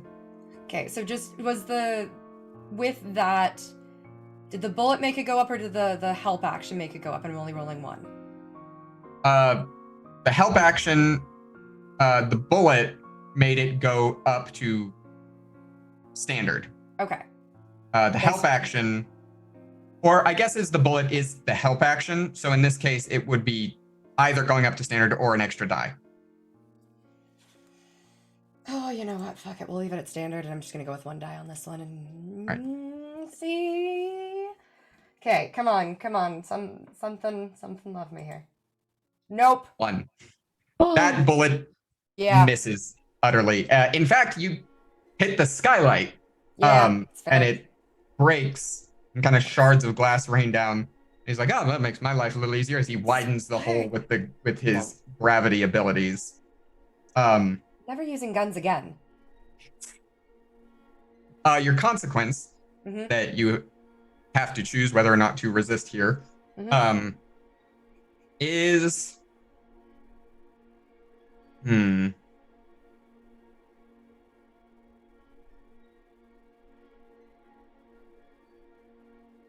consequence you have to resist is that the people who are left in the crowd will remember you as shooting into the crowd. No, and I do not want that. Roll me an insight. Sure. Yeah, to resist deception or Yeah. So roll that. Remember to add the extra die. Actually, quick question. My after shadow. No, not after shadow. My shadow effect. Expending my special armor to resist a consequence from detection or security measures, because the consequence would have been that they remember me. Yep. So go ahead. Thank you. Yeah. So you burn your special armor. Yeah, that's fine. Yep. Cool. And then Chip. Roll me the Desperate Limited Attune. No it miss. And no. Yeah. So we go from Desperate Limited to Desperate Standard. So, 1, the lightning does hit. 2, I regret to inform you, it is not enough to kill him. However, limited effect was going to give him some tinglies kind of thing when you hit him. It was going to make him like the uncomfortableness as though he touched a very strong thing of static in the dry winter climate. Standard effect, you leave a noticeable scorch mark through his clothes on his shoulder with this. You have done permanent damage to him in some regard. And he is going to have to take time to heal that, probably. He's gonna remember you. Will it scar? Like, will it be an identifiable definitely. scar? Cool. Is the like thing. Lichtenberg figures? It's gonna be a Lichtenberg-style scar, because it's lightning. Yeah. Cool. So, but it definitely hits, and it definitely does some damage, and he will remember you. And in fact, in this moment, this isn't a consequence. You're not going to take any damage or anything from this, Chip. But in his brief moment of lashing out of fury, a wave of gravity hits you, and you are flung, like, back against the back wall, basically, in anger. I traumaed out, so, like, we'll take that as just being, like, Chip's just fucking done. Chip's unconscious. That makes sense. But with that, Ezekiel Harcross leaves. And you are left with a broken organ. Half an audience exploded into a bloody mist that slowly is settling. Many, many escaped ghosts, tortured but free. And some injuries. And we're going to call that a wrap on the job and start moving to our lovely downtimes and payoffs and things. And I forgot to grab my Blades in the Dark book for reference, so I don't know. Nobody look at my feet. No. I was about to make a TOS, joke for no free, feet. but oh yeah, we can't do that on TOS now. Literally, there can't be feet.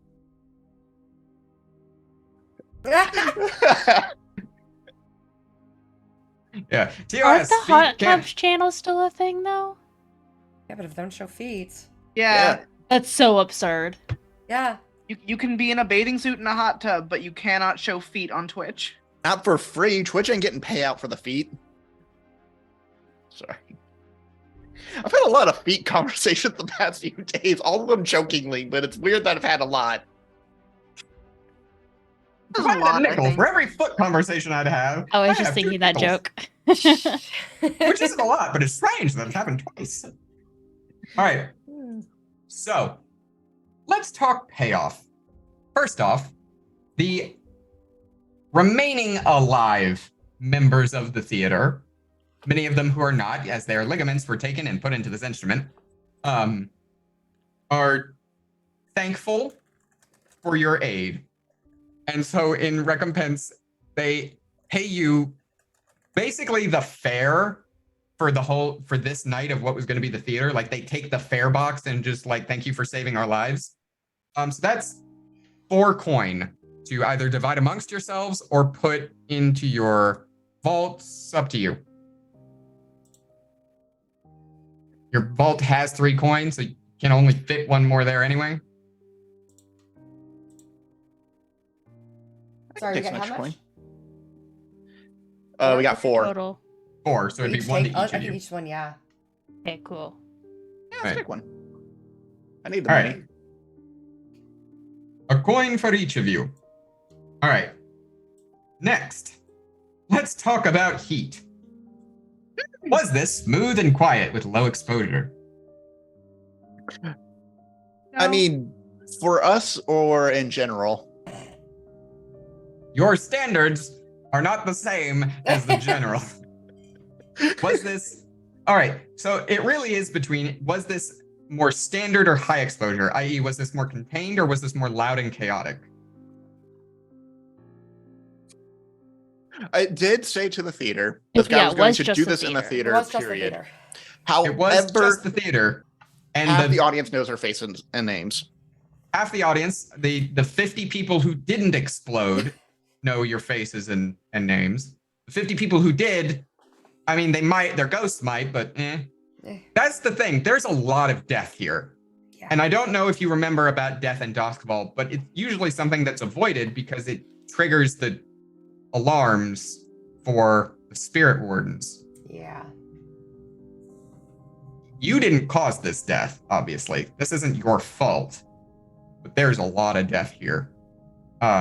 So I'm actually going to say that you're right. This wasn't that loud and chaotic, but it wasn't perfectly contained either. So I think a nice 3 heat instead of the 2 or the 4, kind of towing the line between them.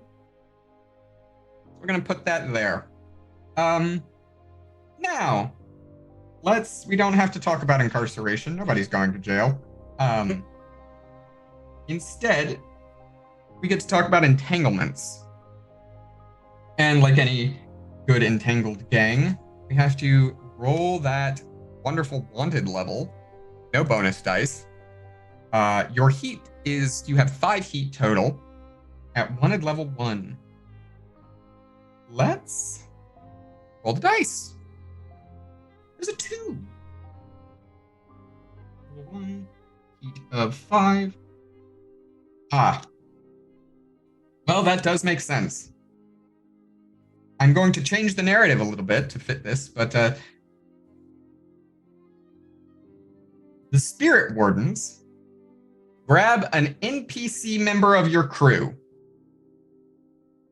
to question them about your crimes. Scarlet has been taken in by the spirit wardens Crap. Oh. to be questioned about what's going on.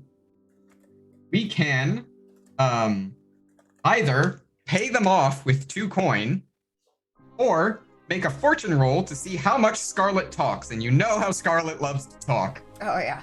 Yeah. Just pay them off.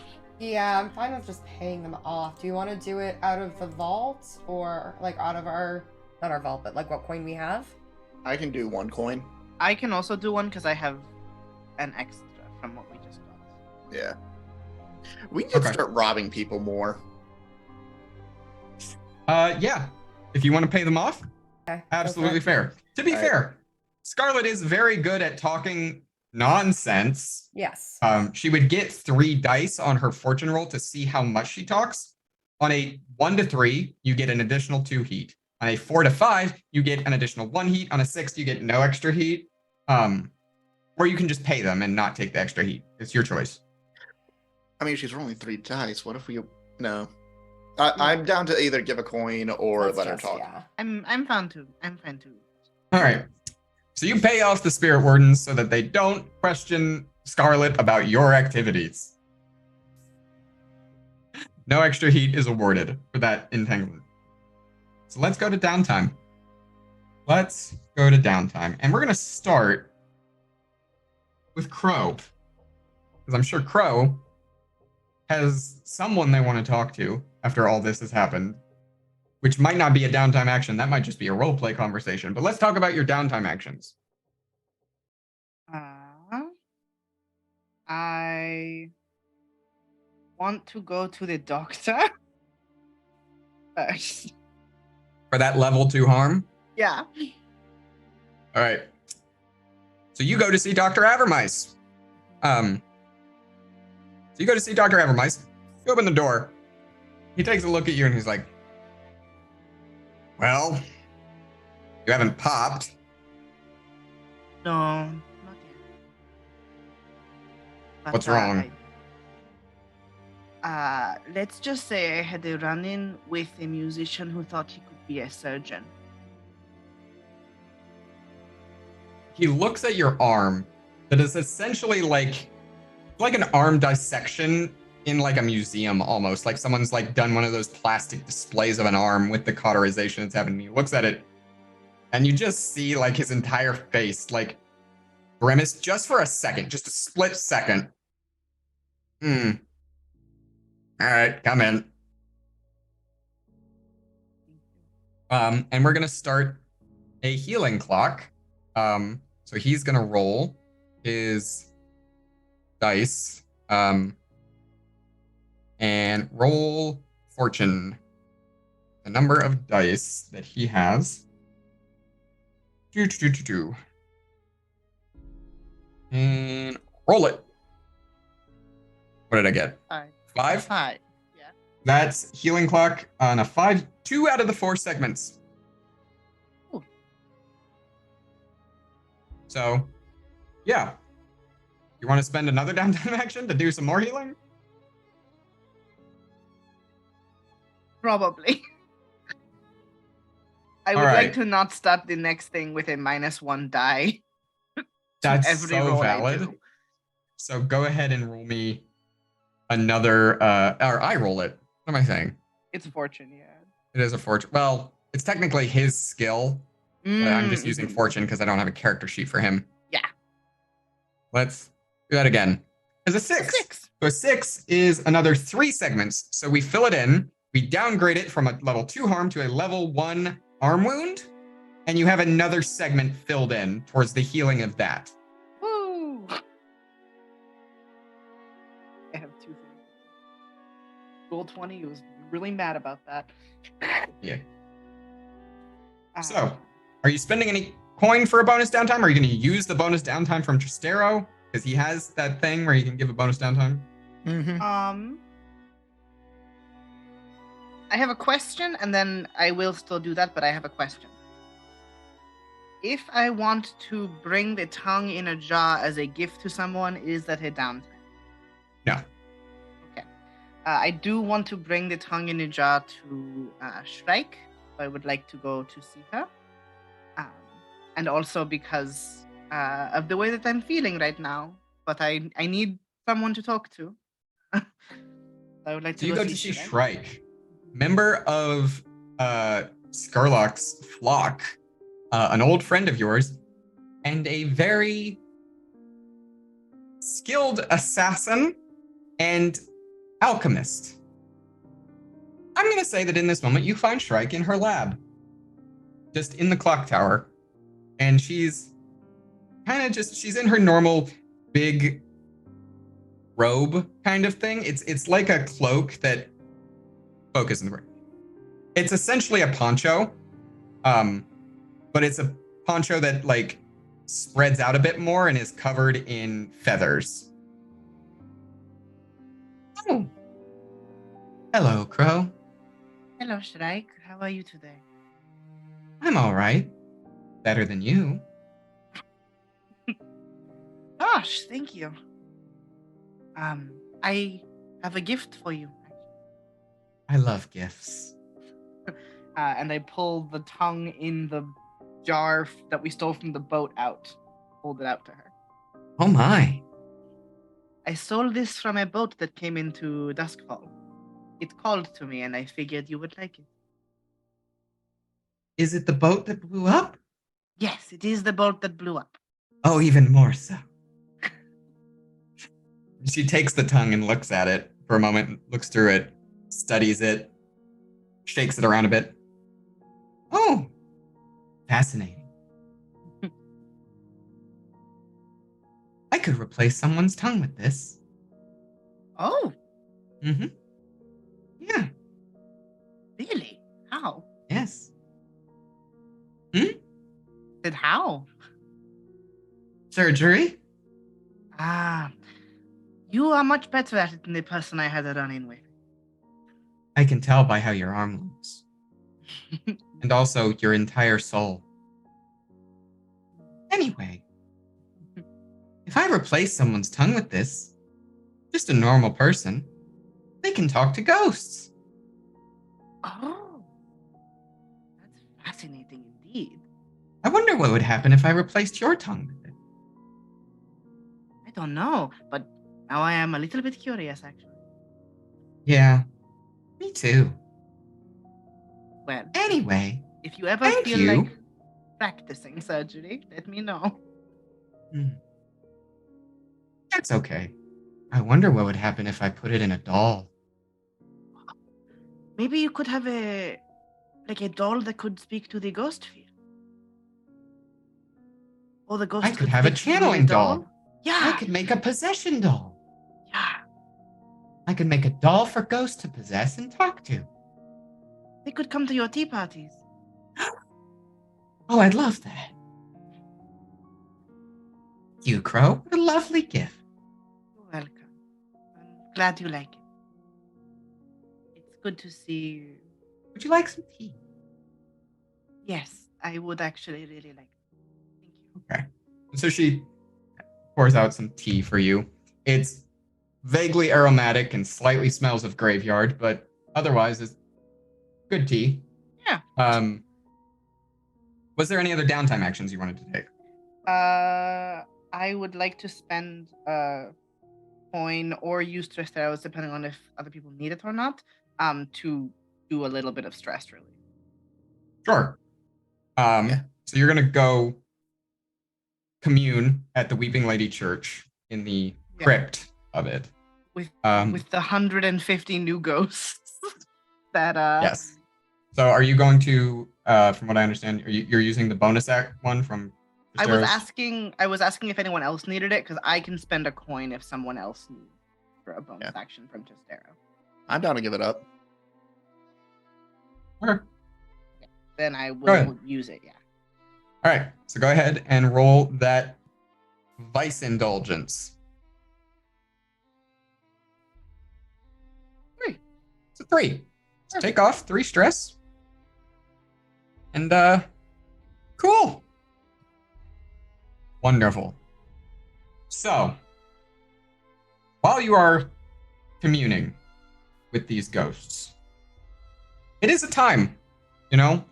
You see a variety of the ghosts you actually just interacted with, that you felt their ongoing traumas through the ghost field while they were trapped in that organ. But you don't see Rick. He doesn't come to visit yet. On your way back home base, you make your way downstairs to where your friends and compatriots are, where you see that like a few of them, including Papa Claw, are like comforting Scarlet.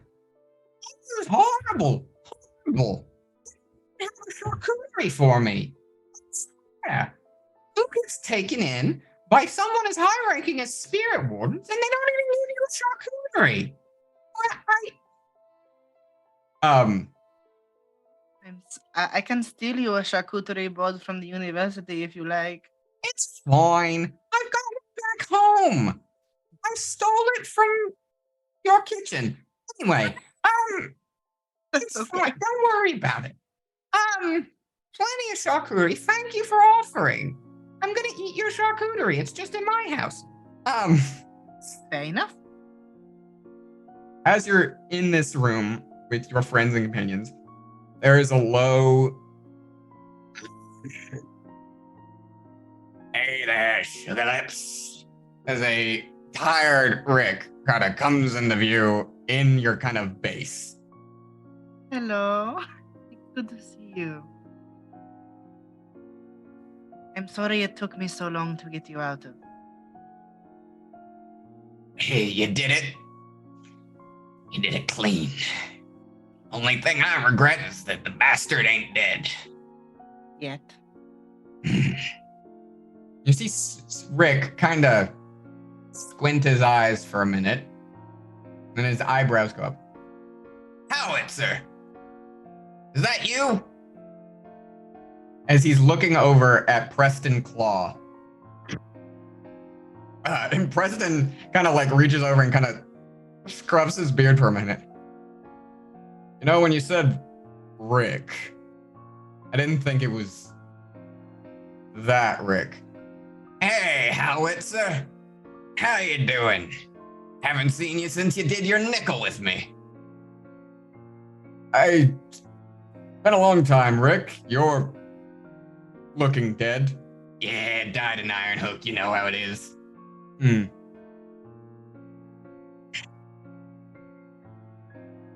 As I've said, Rick is my best friend.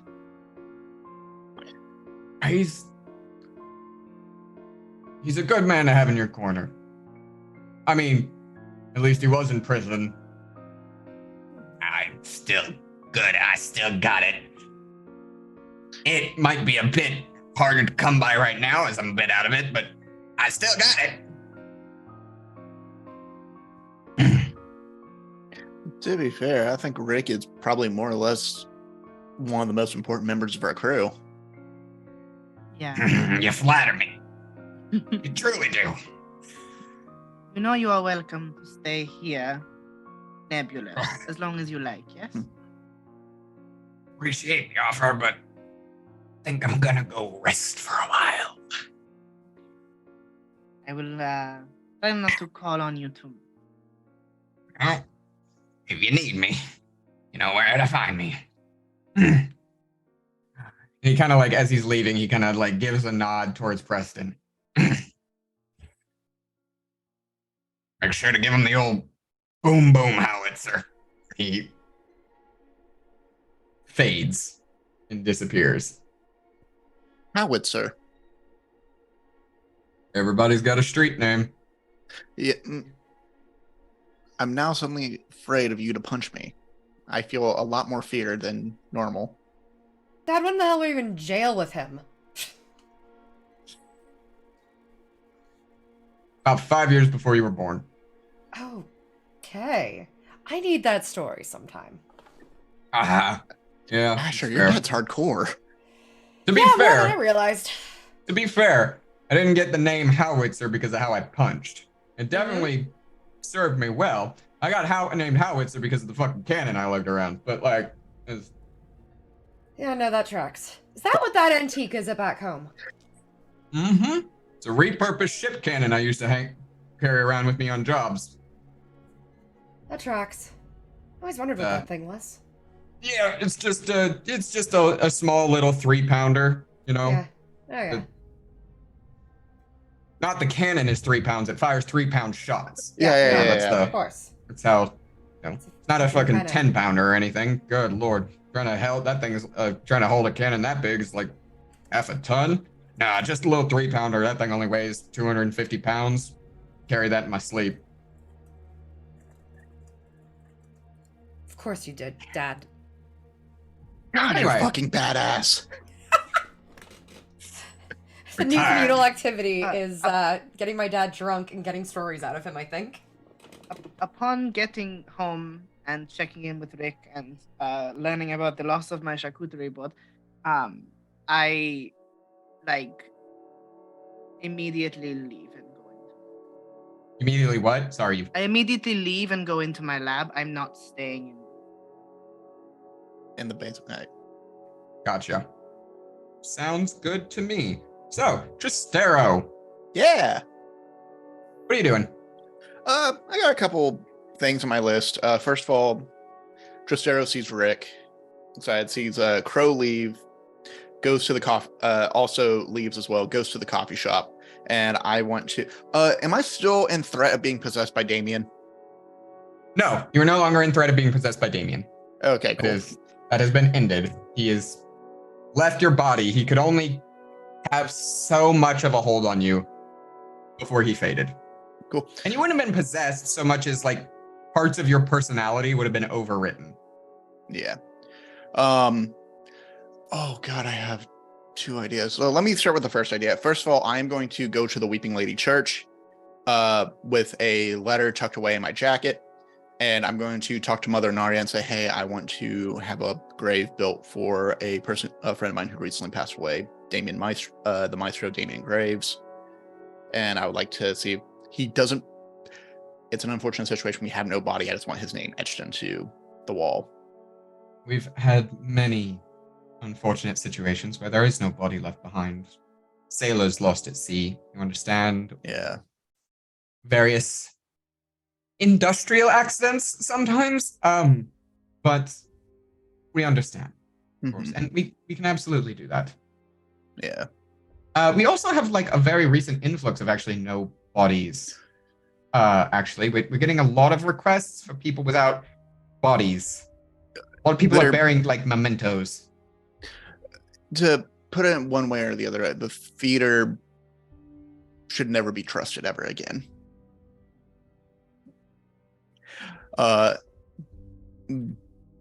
We almost got out. I was almost one of those bodies. Let's put it that way. Again? Hey, I solved the situation at least, and I had my friends helping me out, so it is what it is. Fair enough. Wait, what do you mean the theater should never be trusted? Don't you go to the theater a lot now? Yeah. There are some very specific maestros I would never work with again. I want to go do a little bit of cleanup real quick on Lim's grave, and then I'm going to get out of here. Do you need anything? No, thank you. All right, cool. And I'm going to go to Lim's grave. I'm going to like dust it off. Say Lim's grave, and I immediately think of Elden Ring. Yeah. Lim's grave. Yeah. But start putting a new set of flowers on there, and I'm going to tuck behind another letter to Marasi. Okay. And it's just basically a little letter talking about some past events and about the first song they heard, which is called a song that they had like a lot of arguments over, called The Apology with Pearls On. And it is just like talking about how much they drank that night, some of the arguments, and then immediately singing together. And it's also the reason why Tristero no longer sings. And after that, he leaves, goes to the coffee shop, pick up a coffee and a cinnamon roll for Dr. William Abermice, and then runs back to the house and goes to grab Asher and says, hey, you got a few hours? You want to come with me to a thing? I thought you were taking the person who can't do their downtime. Oh, downtime. Yes. Well, I trauma, so it doesn't matter now. Yeah. Oh, it doesn't matter now. You just cleared it, so you don't have to. Yeah. Chip did the speed hack idea where I no longer need to worry about stress if I just trauma out. Fair enough. Story. Yeah. All right. You want me? I'm sorry. A thing? What kind of thing? I'm gonna head over to the boxing ring and help them out with setting up like a little show for some of the people that are camping out there. Do you want to come spend some time? It'll be nice. Yeah. Why not? And, I was able to talk to one of my associates. Hellerin was going to put a small show together to play the happiest little goblin. The brave little goblin. And I'm just going over there to help set up some of the props and watch the show with the people over there. And I want to go back to the boxing ring that Mort trained at. Yeah, absolutely. You go back to the boxing ring that Mort trained at. You see that there is both Hellerin and Mort's friend, Marlene, are helping to set things up for a show for the refugees of Doskval due to the ongoing conflicts within and the various things that are happening that have taken up residence here for the entertainment. That's not just a boxing match. Yeah. And yeah, so what they're doing right now, Asher, is basically we've taken the ropes off the side of the ring. We're actually doing like a black box theater setup. And so if you want to help me, we actually need to put some of the props underneath the ring. And we're going to go set up the stage as well, too. Let me go check in with Hellerin real quick. Okay. Yeah. Yeah, and so this is your stress relief downtime, I take it? Yeah, and kind of talk a little bit with Asher and just say, the goal of this is, one, to kind of show there are some good parts of the theater, share like a good memory with Asher of just like, oh yeah, no, I actually saw this in the alleys when I was a kid near the docks. Really? Yeah. It was fun. I'm sure it was. I didn't grow up with theater, I guess, so it's weird to me, I suppose. There were some people who were out there just kind of wandering the streets, and every now and then they'll try to put on like a penny show. And sometimes they'll do it for free just to promote a bigger show that they wanted to do. But, you know, when you kind of wander around for a while, it's one of the best things you get. And so not all theater ends with death, right? That's like a solid 70% of them do. But yeah, the other 30% are good. Well, theatrical death. Like, okay. I know. I meant what we literally just went through, because that's little. That's fucked up. But the only other thing I can think is fucked up is like something from like 70 years ago. That's like 3 towns over. Okay. All right. So go ahead and roll your Indulge Vice, and you're taking Asher with you. So Asher, you also get to roll Indulge Vice, and you can adjust the score up or down 1 or 2. Or 2. Oh, Yeah. Wow. Boop. No bonus die. I'm going to up that to 5 for me. Okay. So I rolled 2 3s. I got a 6. 2 3. How much stress does Asher currently have? 9. Oh, I can up that by 2. You can take that to 8. Yeah, actually, that'd be great. So take it all the way down to you have 1 stress. Great. I love that for me. Cool. That was 1 downtime action, though, right? Yeah. You have another. Yeah. Man, I have this really cool, weird, strange ghost ability, and there are like 3 different people I can go to. There are. You also have some projects. Yeah, that's currently on hold while I figure out the new freaky powers I have. That's so fair. Okay. So yeah, you can hear music through the ghost field. Who do you want to go talk to that about? Let's start with the person I trust the most. Crow. Hey, weird fucking thing happened in the theater. Where do I find you? I'm in the lab, like in the building. Basement. Oh, quick rewind, just to talk a little bit more, Spectre. Just like, hey, just to be sure, because I know you've asked me this question plenty of times. Are you doing okay? Fine. All right. You've got a job to do. I'm just focused. I was focused once too. Yeah, but I'm not you. I hope not. I will make. Oh, right. I have. Also, really fucking weird thing happened to me. I need to go talk to Crow now. What? What happened to you? I can hear the sounds of music. What the hell? Same. How did that happen? I don't know.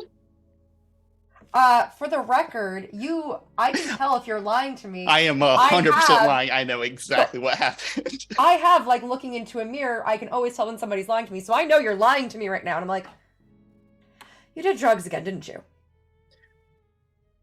The situation called for it. Okay. The situation never calls for drugs, Tristero! Damn it.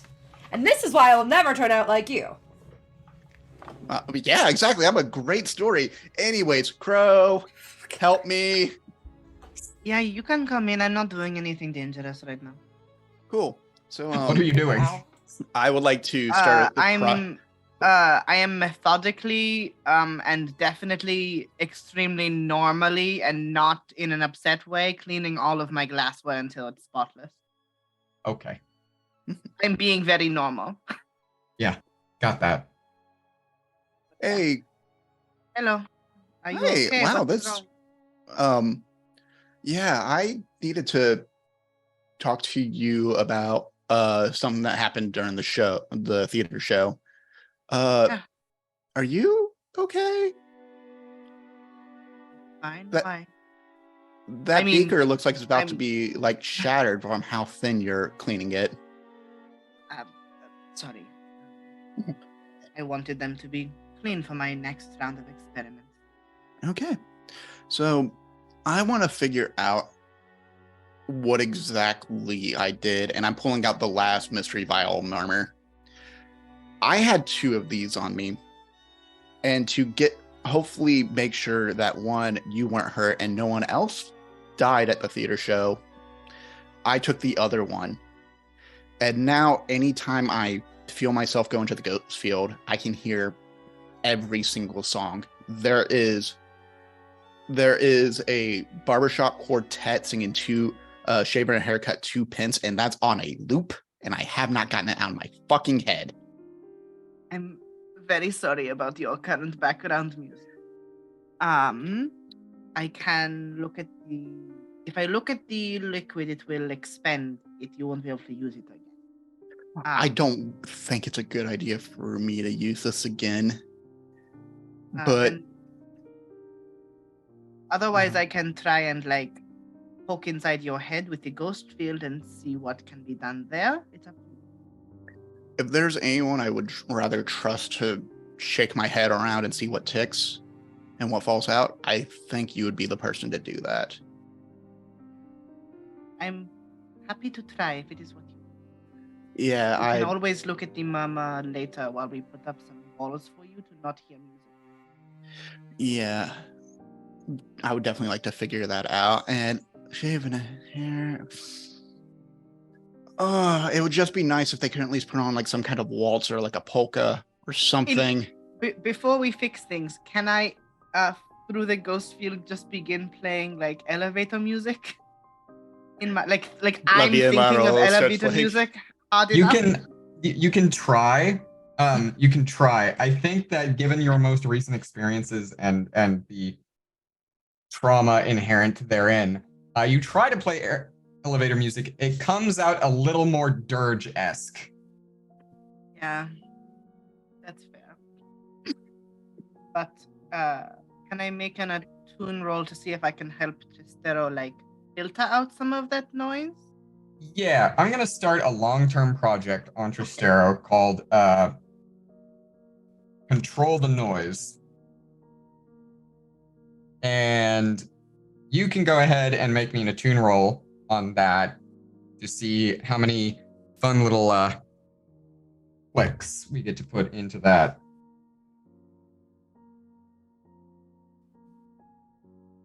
Is it still lessened effect because of my arm? Yes. But that doesn't really matter here because you can just take time. This isn't a 5. 5. All right. So a 5 is 2 segments.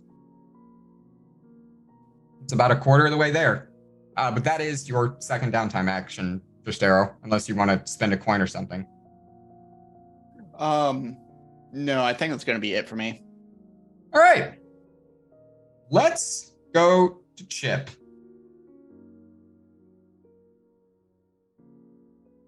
Yeah. So I feel, oh man. You feel great, just traumatized. Yeah. I did pick unstable. I'm thinking it more of like erratic. Mm-hmm. Is kind of how I'm envisioning it. There's not like a way to get XP. Like you can't train for like playbook advancement. We don't You have can that. actually. You can? Yeah, it's if you go to the crew sheet, you can see that there are for training, you see that mark that says personal. Yeah. Okay. Cool. Yeah, that's if you train in crew book advancement. Yeah. So. I don't really have anything roleplay to do, unfortunately, just because there's not like a back stuff going on. So I guess I will just train in that for both. Okay. So in playbook, so mark 2 XP in playbook advancement. Yeah. Just for both is yeah. There you go. You don't have any injuries or anything either. Nope. Story wise, we'll definitely still go to yoga and poetry. We'll get any benefit from it, but still going to both. Oh, absolutely. Yeah. Drag Tristero along with you to the. I'm not supposed to bend that way. I'm not supposed to bend. Oh. Okay.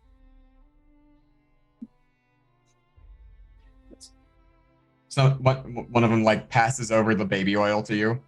Gotta stay limber. Thank you. All right. So that's Chips. Easy done.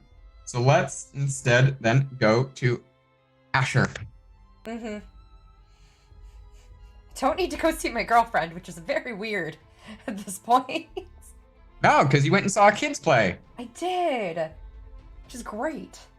It's a childhood I never had. My childhood was stealing things. Okay.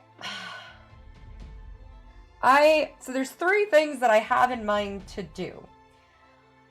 2 of them are just story. I don't know if they're actually much of like progress towards anything. Okay. But the first one is no. And I'm happy to spend a coin to do all 3 of these because it's kind of Sure. The first one is at some point, maybe it's during like I tag along for the poetry night. Asher is trying to find an opportunity to use the aura eye to just read Chip. To read Chip. Yes. Okay. Not for any advantage against them, but to understand who this is that's joined our team. Because Asher is clearly not lashing out, but a little lashing out to everybody of who do I trust at this point. Yeah. So, Chip. You do an aura read on Chip. This isn't a downtime action. This is just something that's happening in the background, really. I told you, it's story. I got story stuff. Chip. Your aura. It's a unique one, to say the least. Do you remember when you looked at your girlfriend, Helene's, and that she was a woman built of golden armor? Of her jewelries were her armor that she had built to harden herself against a hard world. Chip is similar in a way, but it's not jewelry. It is basically the aura of Chip is like a larger than life chip. A chip that is so grand, so overpowering in a way that you cannot help but be taken in by the chipness of it.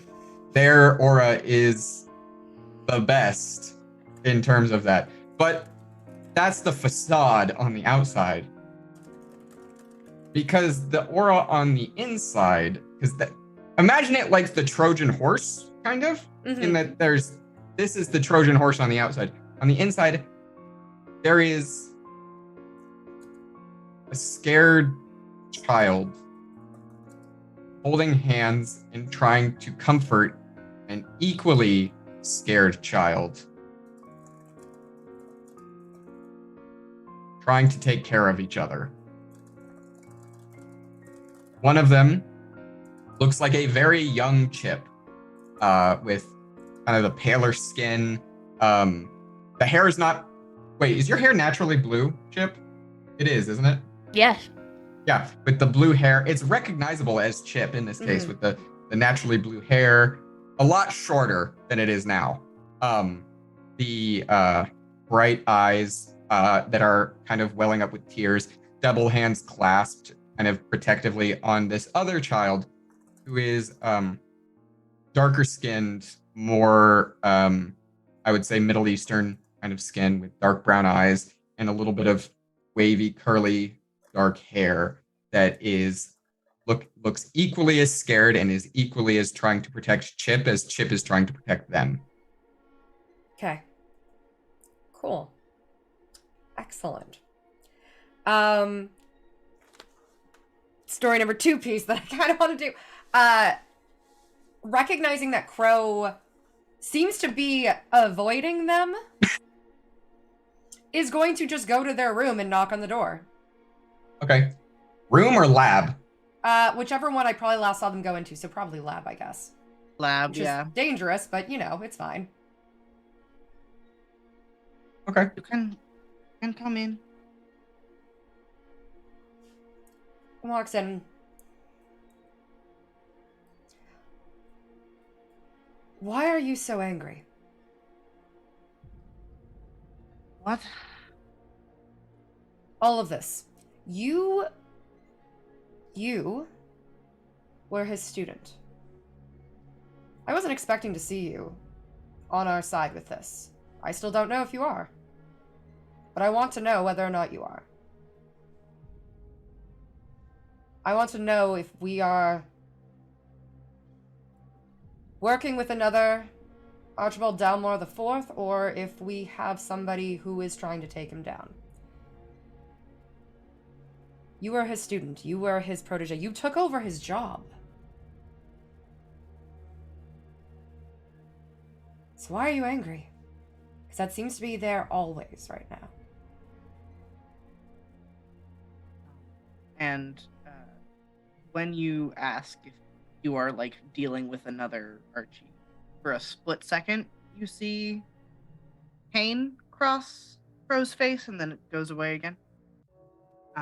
And they sort of like pop up onto the lab stool where they were standing. Just you can tell when I'm lying, right? Mm-hmm. I'm on your side.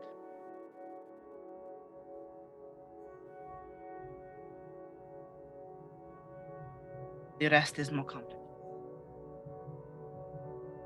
Well then spill. What Listen, am I don't have the What am I banners to throw at you. supposed to feel? What are you supposed to feel? Yeah, what am I supposed to feel? You said it yourself. I was his student. I was his protege. I took his job. Why aren't you sad? What is there to be Upset. sad about? He was basically like a father figure for you. Being sad doesn't do anything. It does not move me anywhere. It does not change anything. If I just sit and cry all day about the person who abandons me, while you sit here and talk like I'm going to abandon you in the same way. What will sadness do for me, huh?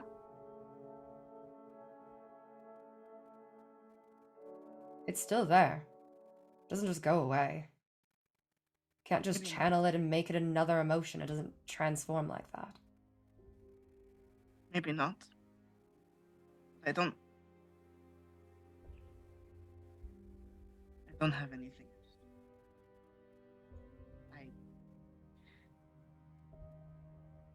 The best I can do is prove him wrong. That's the best I can do. You can also grieve. Maybe I can grieve. What am I grieving? A person who does not exist? A person who never existed? Do we know that? For sure. I suppose not. It is harder to grieve someone who you don't have closure over because they are still actively causing problems outside. You have no contact with him, right? Not since the day of the explosion, no. He's not When I tried got- to contact you?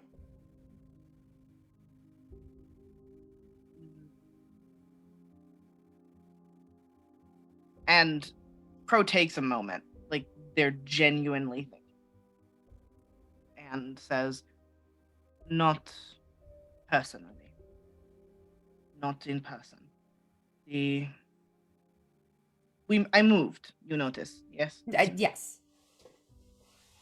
One of the reasons that I did this, because when I got home, there was a gift for me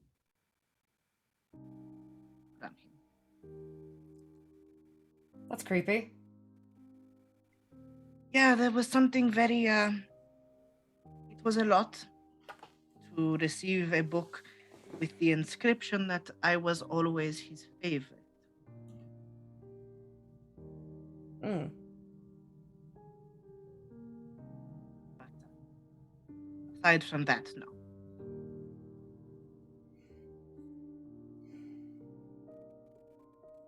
And you don't want to see him succeed, right? No, of course not.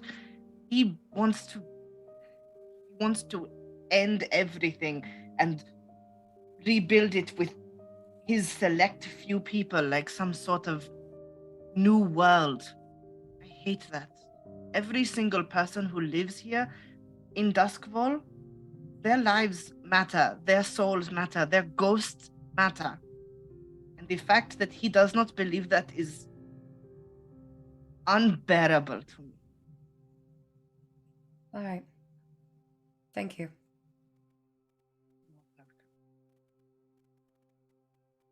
I am sorry for yelling. You're fine. It's warranted. Are you okay? Oh, I'm fine. No, you're not, but I understand. I'm gonna go take care of some paperwork. Sorry to bother you. No, let me know if you need it. Of course, of course. And Asher will leave, and then we're gonna do what I am actually planning to do, which is work on my downtime activity. Yeah. Yeah, which is the what happened to Archie. Yes. And also while I'm looking into this, kind of also seeing if there's any connections with Stryker. Was it Riker? Riker. Riker. Not Stryker. With Riker. Dr. Yep. Riker as well Reginald as Riker. Reginald Riker. Or I mean, we know some of the connections already with respect to what's his name? Harcross. There we go. Yeah, you already got Yeah. what you can from Harcross. You're also gonna look into connections with Riker. who's Which, by dead. the way, Asher 112% has like taken that mannequin head and whatever remnants of the mask and kept it. What a grisly trophy. Yep. Horrifying. The spider Absolutely. mannequin. Yep. I got the spider mannequin. But yeah, so Yeah. digging into more of Archie's past, but looking to see if there's a connection with Riker or where Riker's been, so that way possibly seeing if those lines have crossed and if the timelines align for any reason with 5 years ago. Yeah, absolutely. Go ahead and roll. What would you call this? Survey? Sure. I'm okay with that. Hey. All right. So that's a 6. So that's 3 little ticks. And then I assume you want to do it again since you have 2 downtime activities. Yeah, So you're pretty much. digging Doubling into down on this. So what's the other way you're looking into this? Because you look at connections with Riker. I'm digging into Marasi. I'm not telling Tristero I'm doing that. Okay. If you want to, you could have followed me to the Weeping Lady and see all the letters I keep leaving behind there. I don't know if they've been taken. Oh, I will totally do that. Yeah. Yeah, abso-fucking-lutely. Yeah, so that's probably survey again. Or Yeah. prowl, if you're going to prowl behind Tristero. And Sure, I'll prowl. It's just slightly better for me. Hey! 6 again. It's 3 more ticks. All right. So, here's the information you're able to get. Riker is a former military officer and a former military scientist. He, most likely based on your timeline and overlap, he worked with Archie at some point when Archie worked for the military. There's at least a 3 to 4 year overlap of them having worked at the same time in the same building. Maybe not the same lab. You can't get that far into the records. The same building. As for Marasi,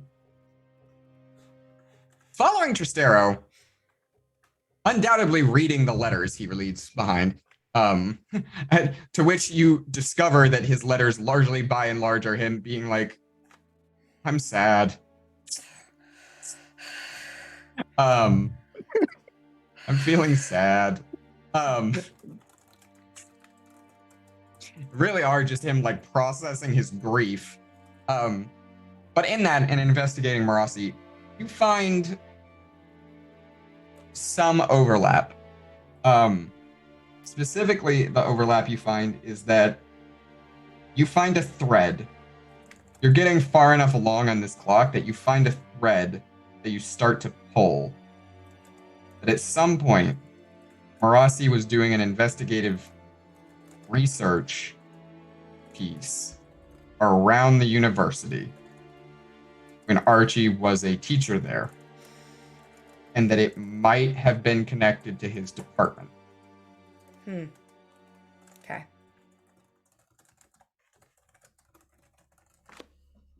And that's all the information you're able to get this time. That's okay.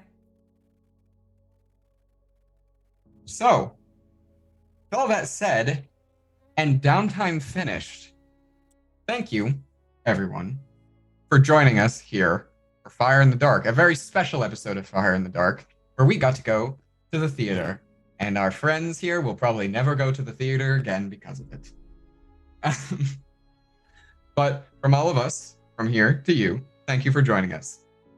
We're going to do one last round robin, tell you all who we are, where you can find us, and we'll close it out, starting in our lovely reverse order, Parker.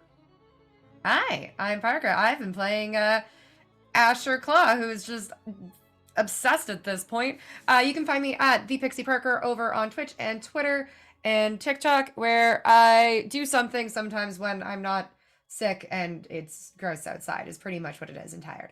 But normally I play dating sims. Otherwise, you'll find me here with this game as well as the Shifting Worlds game on alternating Tuesdays as well.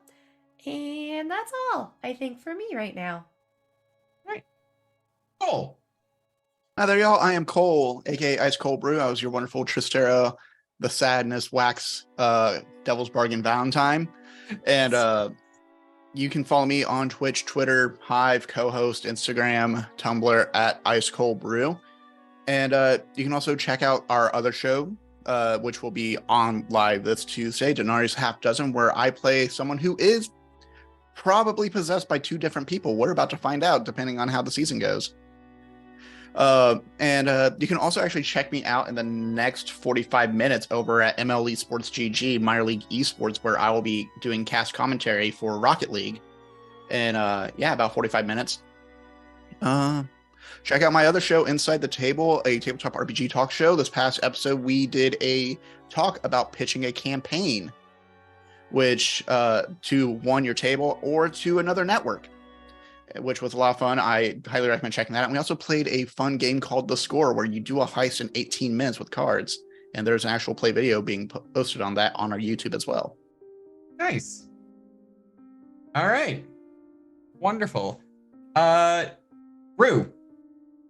Hello, my name is Rue. I use they, he, or z pronouns, and I've been playing Silas Crow Heartroot, who's having a normal time. You can find me on Twitter as at Ilana Knight 13 and everywhere else as just Ilana Knight without the 13.